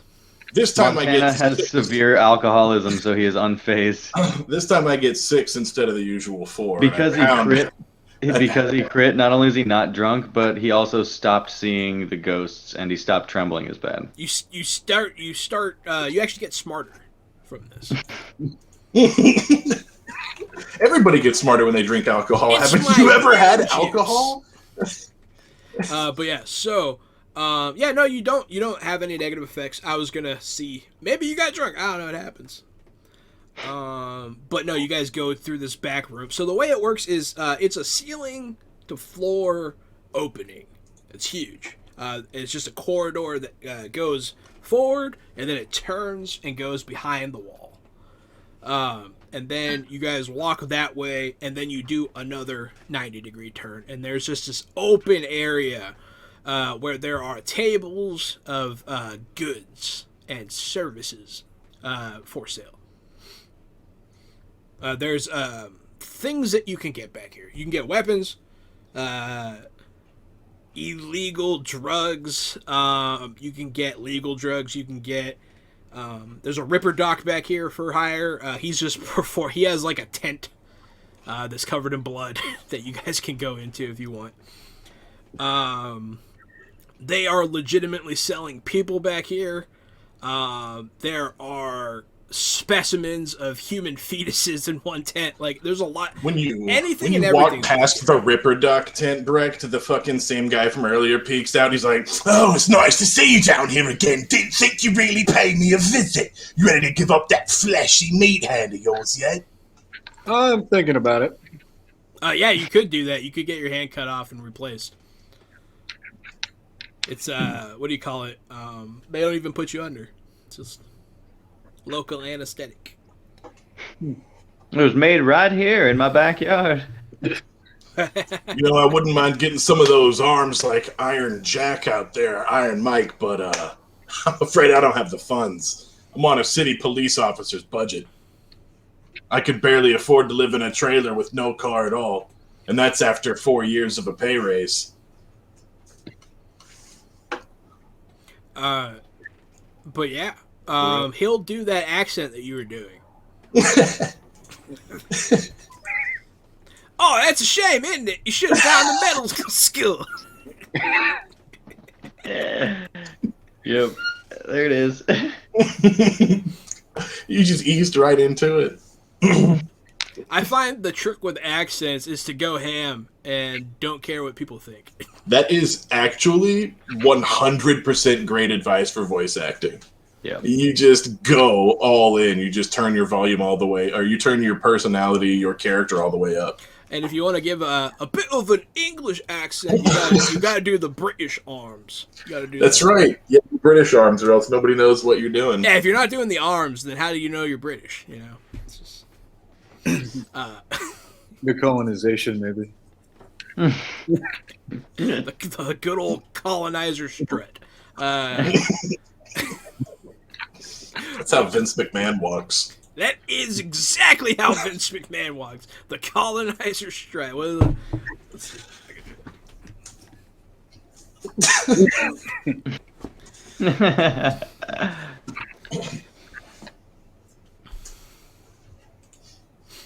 But yeah, so you can literally buy anything back here from drugs to anything. I don't know. Drugs to people. Don't buy any people, please. They're just here because this is an illegal place. Well, okay, so I was about to ask how much they cost, but let me go ahead and immediately qualify that because obviously this needs a response. And I'm wondering, is it at least a reasonable enough price to where we could purchase them and then have them run out to the car where Jamila and Yellow Jacket are waiting to sort of liberate them? Oh, you want to like free them? But free them via paying instead of rocking the boat. Yeah, you could do that. They are expensive. That's what I figured. And probably not the kind of expensive that one wins off of a fighting bet. The situation with that is very... Have you ever seen... What is it? Taken. Have you ever seen Taken? With Liam Neeson? Yeah. Yeah. So you can go into a back room and there's like anonymous bidding is how it works. Gotcha. So, yeah, no, I'm too broke for that. Yeah, it's very expensive. Even if it's anonymous, I still can't afford it. Yeah, I mean, there was a chance you could free them during the chaos. What if? What if we we said we were gonna bet on them, so we got as close as we could to them, and then set off the bomb. You would have to talk your way in there. You can though. That is a plan. Yeah, you could set off the EMP after you gain access to them to free them. And I don't want to sound callous here, but we only have one EMP. Is this... Maybe we what should... we're busting it for? And maybe we should go back and get the EMP, bring it down, bring it with us as we descend. We may even say it's what we're here to sell. If you want, it could be just in your backpack. Is it not with us? It was in the vent, but we weren't currently holding it. It was placed there to detonate. But now we can be holding it. In fact, if you want you, a corpo in a suit, look pretty good with a briefcase. If you're holding it when it goes off, you would be physically harmed. But as long as it's like a little distance away from you, you should be okay. And it could fuck up your own cybernetic implants, just FYI. Luckily, you look like a corpo, and I look like your bodyguard, so we don't look too suspicious down here. Yeah, and Brecht looks like he fits in. Mm-hmm. So what do you guys think? Are we busting some magnetic waves to liberate some childrens, or what's up? They're all adults. I don't want to get that dark here. Oh, good, even better. Well, then I They're feel all also like less likely to help them because it's like, get your ass out then, grown ass man. Yeah, I think we should save the EMP for further down when we get to maybe a main control room, and we can save a whole lot more than one room full of folks. Yeah. We might be able to shut this whole operation down. I agree. Let's save it. Agreed. Okay. But yeah, so now what's your plan? Through this night market is where Yellow Jacket lost sight. He said there was somebody else in the network. We need to figure out if we can get Yellow Jacket deeper than this. So they have a net runner. Yes. Right? Yes, they do have a net runner. We could try to find the location of the net runner. Is that? You could. Yeah, there's literally a room in here somewhere where the net runner is behind a locked door. That's a good idea. Net runners are physically on the premises. That's how it works, yes. But to what ends? We find the net runner for what? Because he'll lead us to Buck Nasty and the doctor? Well, I was thinking take him out as like just disable his ability to get like a safety precaution? Yeah. Dope. Okay, cool.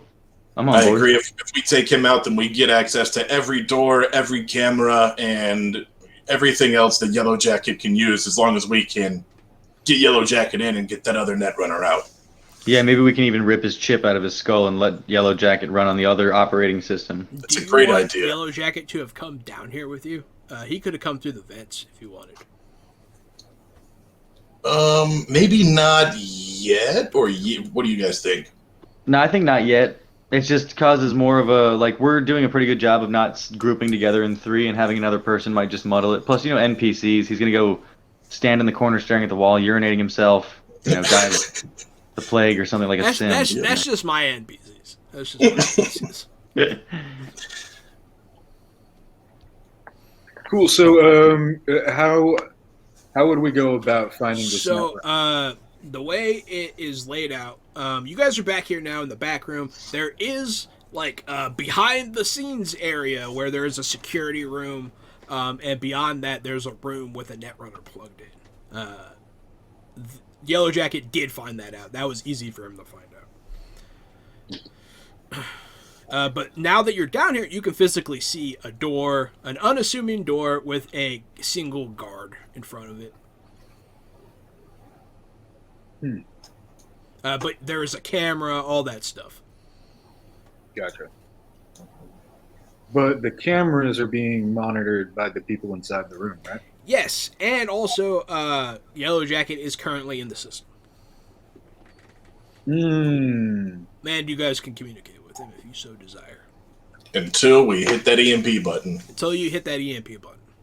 Yeah, so maybe we should use him to help us get into the room first, and then we'll bust those guys up, or however many of them there are, and then pop. Well, no, because we need to use the system entry that we just gained before we pop our EMP as well.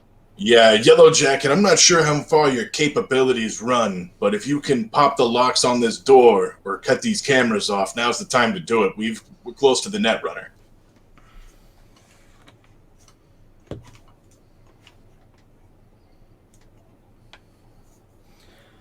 The camera goes, boo. Nice. I rolled for it, too. Do we hear the lock on the secure room go click also by chance? Yeah. Awesome. I will grab the security guard in my classic Montana chokehold and just open the handle in one smooth movement and pull him right into the room. Brawling check. Brawling check. I'm going to use literally all 5 of my luck for this. I haven't had to use one yet, and this seems like something we don't want to go to shit. This is a good time to use them. For nice. 23-ish or something. Mm-hmm. There are 2 numbers and a letter. That's up your call, John. Whatever. It's a really high fucking roll, dude. Hell yeah. That's a high roll. So you grab this guy. You feel the resistance of a cybernetically enhanced person, but you do slam him into a hallway that has a couple doors in it.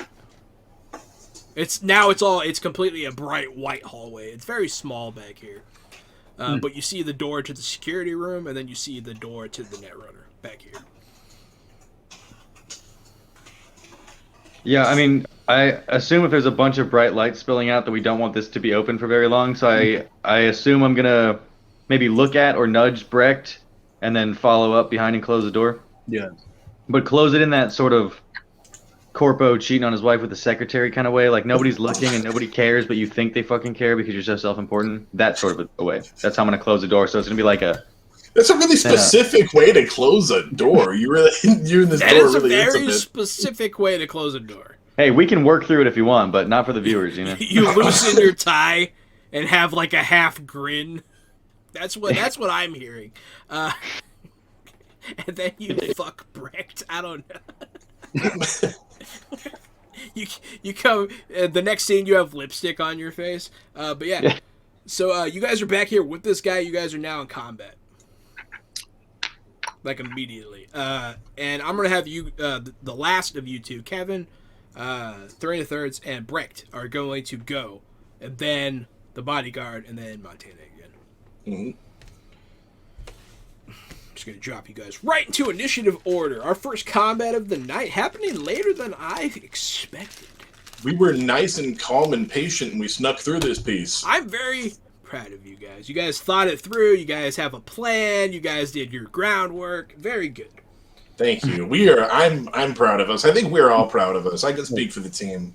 Absolutely. This has been a really good one in terms of like story development and layout and stuff. It's been I've liked it. I've liked it. A lot of stuff that I've been wanting to shine light on has been happening, and it's because you guys chose to. So it's pretty cool. Brecht or 3 1/3, either one of you can go first. I don't care. I'll let you go if you want because I technically came in last. Bonk. Yeah. So it's gonna go through half that armor. Go ahead and give me that damage. I would roll, but I don't think I need to. It's a 26. Ooh. Yeah, now roll damage. So that's a 2 damage. So even at half, yeah.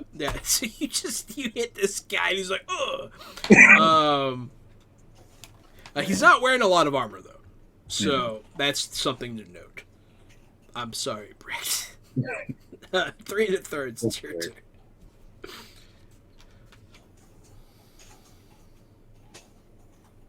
Oh no. Oh no. Shing shing. Shing shing shing shing shing. That's a lot of shing shings. So the first 2 shing shings will be what we count here. He's able to defend himself from one of them. Okay.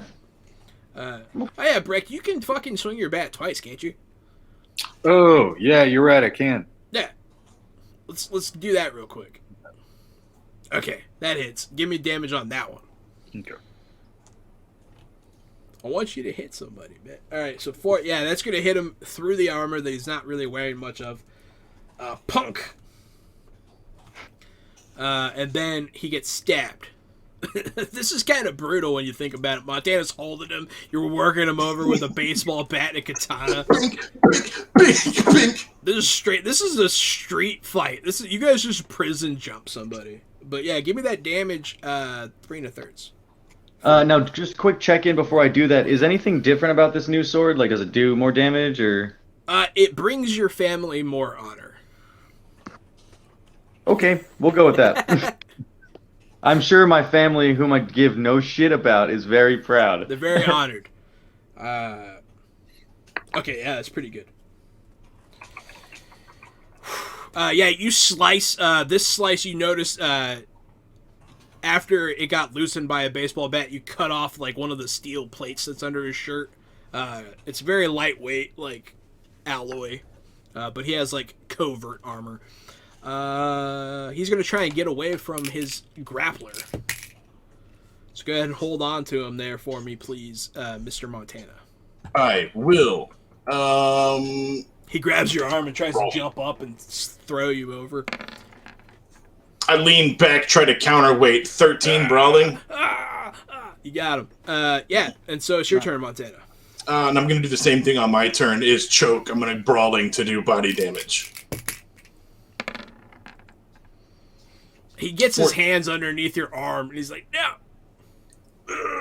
I'm trying to choke him. He's getting away as the baseball bat is just plink, plink, plink. You hear him call out. He's like, Steve! Steve! Oh no, don't call Steve.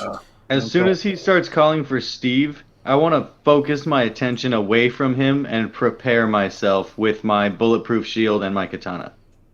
Yeah, you hear the door to the security room start to open. Brecht, go ahead and work this guy out with the bat if that's what you so choose. That is what I choose. Yeah, let's see. Well, he has a chance to dodge, but he's at a disadvantage because of he's being grappled. So yeah, Montana's just holding him while you beat this guy with a bat, which I enjoy. Very Ramones. Nice. All right, yeah, no, he's like, oh, you hear something crack underneath, and he's still fighting though. 3 1/3, it is your turn. As soon as I see that door open, and just to clarify, this is the room that we're trying to get into, not the door we just came through, or is it the door we just came through? This is the door where the security room is. Perfect. So as soon as I see that start to open, I want to go ahead and kick it in on whoever's opening it, presumably Steve's bitch ass. Yeah, go ahead and we'll make this an attack. Give me a brawling. A brawl. Yeah, you kick on the door and it's hitting the guy. Let's see. Wow. Let's see if you out brawl. You do out brawl this guy because he sucks at brawling apparently. You kick the door and it hits this guy in the face, and now you're standing right in front of him. Now, how many of my attacks did that take away? Just one. Cool. So I'm gonna go ahead and first, can I take a quick second to take stock of the room and see how many other people are in here? There is a guy that you just kicked in the face with a door and a bunch of screens. And like some old donuts and gotcha. Yeah. So I don't want to kill this poor bastard. I want to go ahead and point the katana at him and tell him that if he wants to avoid taking any more damage, that you need to take your seat and listen closely. Give me that as a persuasion. Ooh, you got it. Do we? Character sheets doing weird stuff. Persuasion.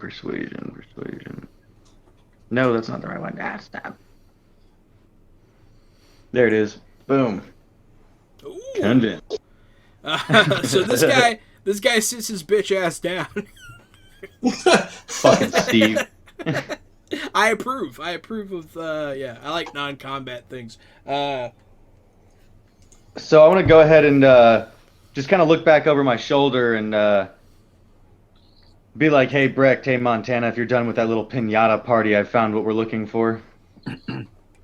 Yes, so it is the guard. He's going to try and break out of the hold of Mr. Montana. Crit? California now. We had to change our names. He also crit. Yeah, while we're in here, you call me... You double crit. All right. You call me Michigan while we're in here. Yeah, you feel him. He has all the leverage in the world. He's about to flip you, and then you just swoop him up, and you're like, no! And you choke the shit out of him. Gross. Yeah, it is gross. I disengage. Yeah, did you accidentally kill him? Is that why he's shitting? I wish. Choke the shit out of him. Brecht, it is your turn. Cool. Yeah, take care of this guy. Brecht, stop hitting him in the stomach. He's crapping all over me. Yes. I was hoping you were going to keep hitting him after I said not to. This guy, he manages to avoid one of those hits by like pushing back on Montana, but then you run up and you follow through and you hit him full on in the chest.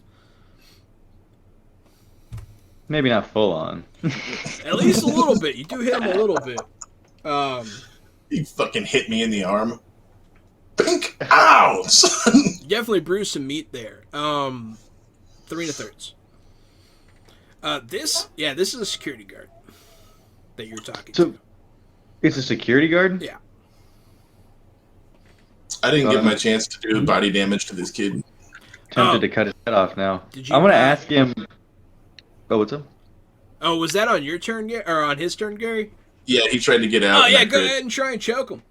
I'm going to choke him. I rolled a 12. He's gonna unchoke himself. Son of a bitch! Because you suck.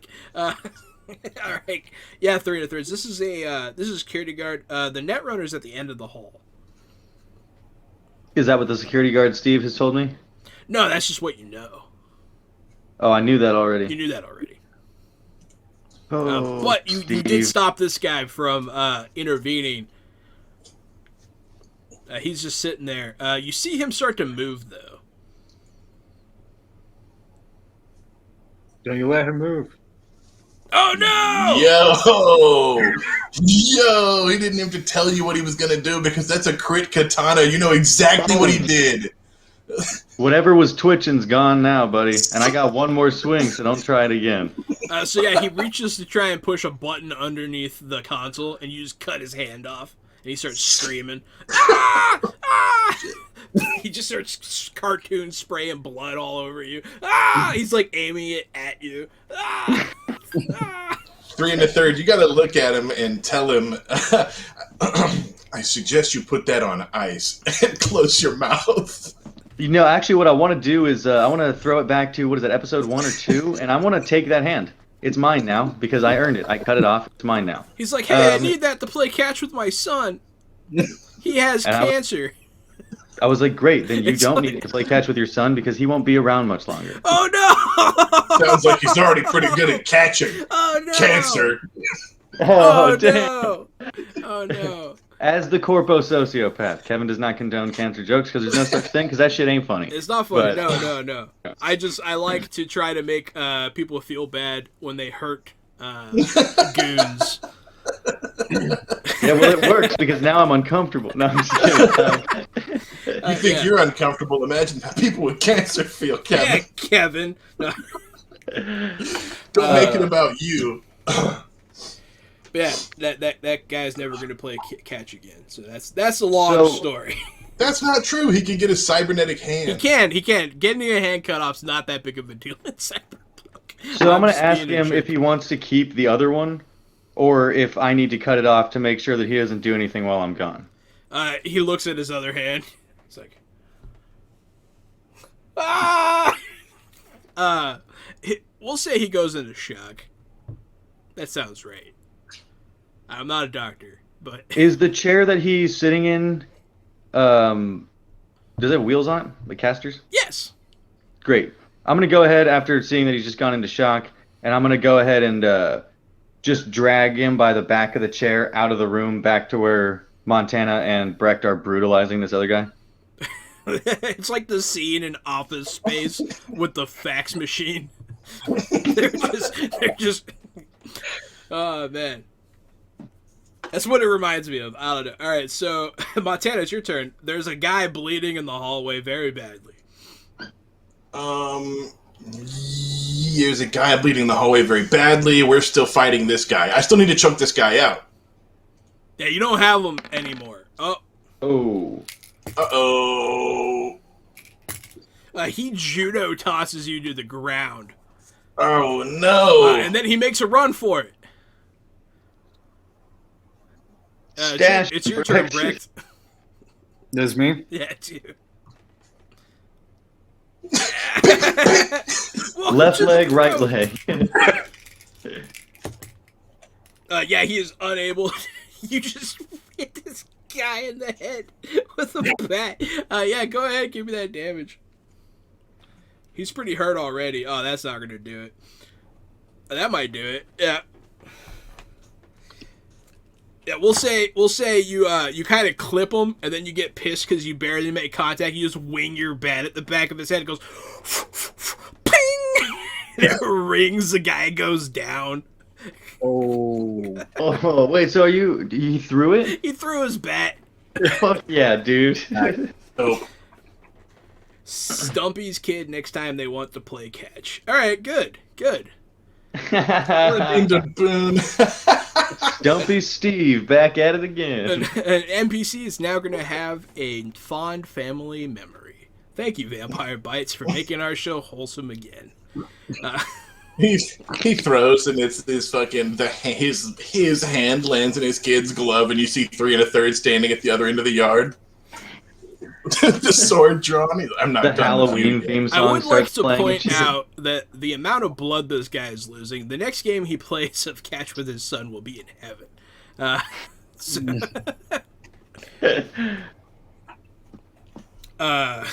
yeah, he is losing a lot of blood. But Yeah, so because you we guys didn't are in even this really go hallway. across the street or down the road. We just kind of demolished the byway altogether, So I imagine he could die from a wound like this. You could die. Very interesting. It'll be all right. But yeah, so it's, we're out of turn order, and you guys are back to act freely. cool.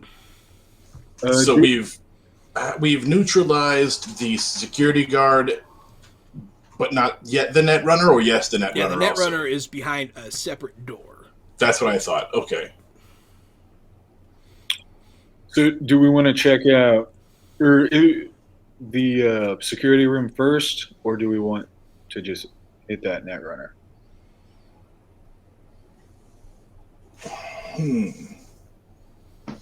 I say we hit the net runner first. Yeah, I think that's where I'm leaning to. Because we're going to have to go back and check the security again after we nail him anyway, so we might as well just do it all at once. I'll lock this door behind us and use Stumpy Steve's chair to barricade the door, so if the net runner unlocks it, it's still barricaded. You push him up against the door, and then you kind of slip a little bit because there's so much blood on the ground. I'll tell him to get up. Get up. Wait, who are you telling to get up? Stumpy Steve. No, he's out cold. Oh, is he knocked out? I thought he was just... No, he went into shock, and now he's, like, passed out. And he's just, like... Okay. And he's getting more and more pale by the second. I was still imagining him, like, sitting there shell-shocked in the chair bleeding. So, okay, he's on the floor. No, he's now passed out. And the hallway is now difficult terrain. Well, that's good news. So much blood. But yeah, so... It's a full half-inch of blood in the hallway. Some of the blood starts seeping under the door out into the common area. Hey, is that blood? Someone go check in there. But the entire Fight Club is filled up with 3 inches of blood. It reminds me of that video, Why Is My Anus Bleeding? I don't know if you've seen that. This shit's hilarious. This is bleeding! The cloud. Yeah, the cloud. Yeah. My anus is... Yay! But yeah, so at the end of the hallway, there is a door. That door is locked by a netrunner for a netrunner. So I'm going to have to see if Yellow Jacket can bypass it. I guess it's contested. Yeah. I do it. Yeah. Thanks, Yellow Jacket. Yeah, that door will open as well. And you see in there, there's a guy in there hooked up to, it looks like one of the Matrix pod people. He's all plugged up into stuff. And he's in, like, the chair looks really comfortable. But yeah, he has all kinds of plugs going in. I whisper at 3 1/3, stab him in the chest. My thoughts exactly, Brecht. I sort of half whisper back because I don't really care enough for people to not hear me, but I still try to respect what he was doing. And then I want to go ahead and go for... I mean, I don't know a whole lot about netrunners, but he's obviously vulnerable right now. Very vulnerable. What could I really do to fuck his shit up? Because I mean, obviously, yeah, I could poke him like a pincushion while he's not able to defend himself. But is there like a cord I can sever where he just light goes away, or?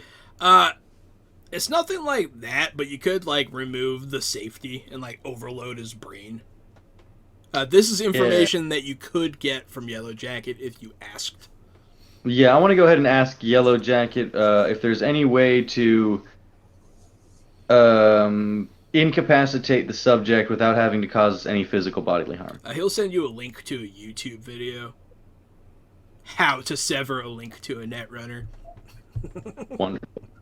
It's I'm like gonna text him back and say the link didn't load. No, I'm just kidding. We all sit down on the floor and pull out our agents and like watch the video for like 3.5 minutes.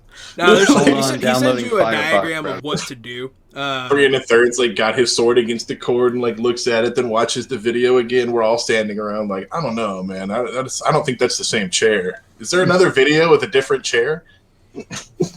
So yeah, I want to go ahead and look at the video and kind of extrapolate the information that I need, and I want to go ahead and just, I guess, fuck up the UPS or whatever there is that's powering him in the room. Yeah, you can absolutely. Yeah, there's a safety to fry, and then he'll just. It's not good for the netrunner. Actually, you know what I want to do? I think, but help me clarify on this one in terms of rules. I've been carrying around an object that's been completely useless this whole time, but I think it's actually going to come in handy. It's a vial of poison.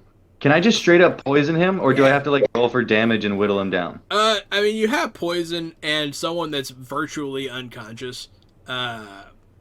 So yeah, you could. Cool. I'm gonna go ahead and look back at my agent one last time, then look up at Montana and Brecht and ask them if that video made any fucking sense to either one of them. You got anything you could put in this IV drip that might kill him? Yeah, that's what I'm thinking. The video doesn't make any sense. I'm starting to get frustrated. So I'm going to produce a vial of poison from inside my fancy inside suit jacket pocket, and I'm going to pop the cork on it with my teeth, and then I'm going to get really close to the guy, and I'm going to remove a syringe from my pocket and take the needle safety off and take the plunger safety off, and I'm going to stick it into this vial, and I'm going to draw it out, and then I'm going to insert it right into his drip bag line where the junction is. And then, as soon as I'm done injecting it, I'm going to kind of half smile, put the cork sticking out of my mouth, and then spit it right at his face so it hits him in the temple. Okay. Now that it's too late. You poison this guy, and he'll, you see him come to, he'll snap out of what he was doing. Because the way it works, actually, in the time of Red, usually they are conscious, but he is like deep diving to like monitor a lot of security. So he wasn't paying attention to what was going on around him. And you do poison him, and he is sick, and he comes to, and he starts taking some damage. But he reaches for a gun. And he's going to aim it and shoot it. Probably the guy that spit a cork in his face. I'm gonna say. Let's see.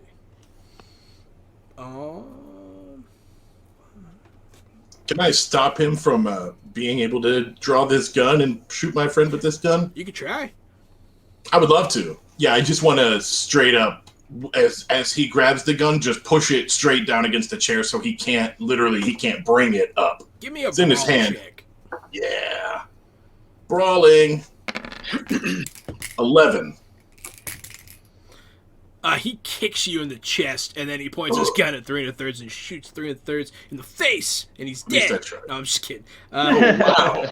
Oh, man, that took a turn. I don't have any vital organs in my face, thankfully. So he does hit you. Just get a new cyber face. So -8 for a cold shot. Well, he crit, so it's fine.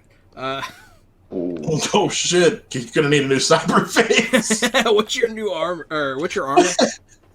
11. 11, right? Yes. For both, yeah. No. So it shoots you like right in the iron plate in your armor that protects your heart and stops. It's just ping. I'm gonna look up at him and be like, "Nice shot." You see the poison coursing through his veins. But yeah, no, you guys get to go now. You guys can try. Well, I'd say let's get our information out of him while he's still here with us, because I don't think he's gonna be topside for much longer. He is still plugged in. Just FYI. Perfect. So now that he's incapacitated, can Yellow Jacket sort of take over his body or his mind space or whatever? He's not fully incapacitated. He's still functioning. Gotcha. And he is still plugged in, and he could potentially set off a security alert. I want to rip the plugs out. You can do that. Yeah, I want to do that as fast as possible. Yeah. Yeah, go ahead. You can give me a brawling check. I want to do a really good job. Oh, no, you did a really good job. That's not a really good job, man. Yeah, he stops you from ripping out his plug. And then you see the lights on the consoles go red. Burn. Oh my god. But you guys do have a button you can press to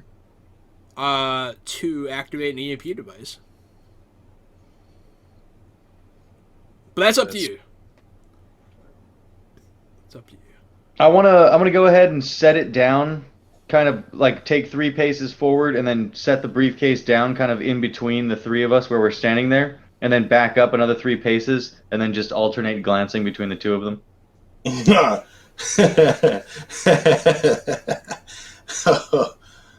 Yeah, it's time to blow the bomb.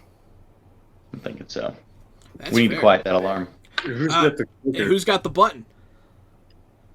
I really think Brecht has it. Yep. So you hear go. Woo, woo, woo, woo, woo, woo, woo, woo, woo. You're gonna have to tune in next week, Wednesday, 8 o'clock Central, for more Cyberpunk Red. See what happens after this EMP device goes off in the depths of the Nasty Palace. Thank you so much for watching. I've been Johanan, the Game Master. I'm Casualty CDG, but you can call me Gary. Don't forget to join us tomorrow night for Warhammer Fantasy Roleplay 4th Edition, which very well may be our last session ever. It might be the last session of Warhammer tomorrow night, so don't forget to tune in. So look out for The Expanse coming your way on Thursdays. Look out for Shiver coming your way on Fridays. Look out for Deadlands featuring Kevin Romero and Matthew Murphy coming your way Wednesdays in the future. Kevin, Matthew, do you have anything you want to say on the way out? No. Thanks, y'all. No. Just looking forward to joining you guys with the Deadlands and the Expanse, and thanks again for bringing us on. Absolutely. Don't forget to check out the one shot of The Expanse. Is that this Friday? Yes, it is this Friday. We're going to have Ian Limke, designer of The Expanse, Green Ronin employee. He's going to come on to our channel Friday, do a little one-shot with us, teach us how to play the game, so that next Friday, Jahan can run a one-shot for Amit Moshe and Ben Mayer and myself. Yes. So there's Expanse one-shots coming up these Fridays. We have a lot going on. Thank you for the follow. I didn't say so earlier, Key Bro. We're almost at our monthly goal. So thank you so much, everybody. We'll see you soon.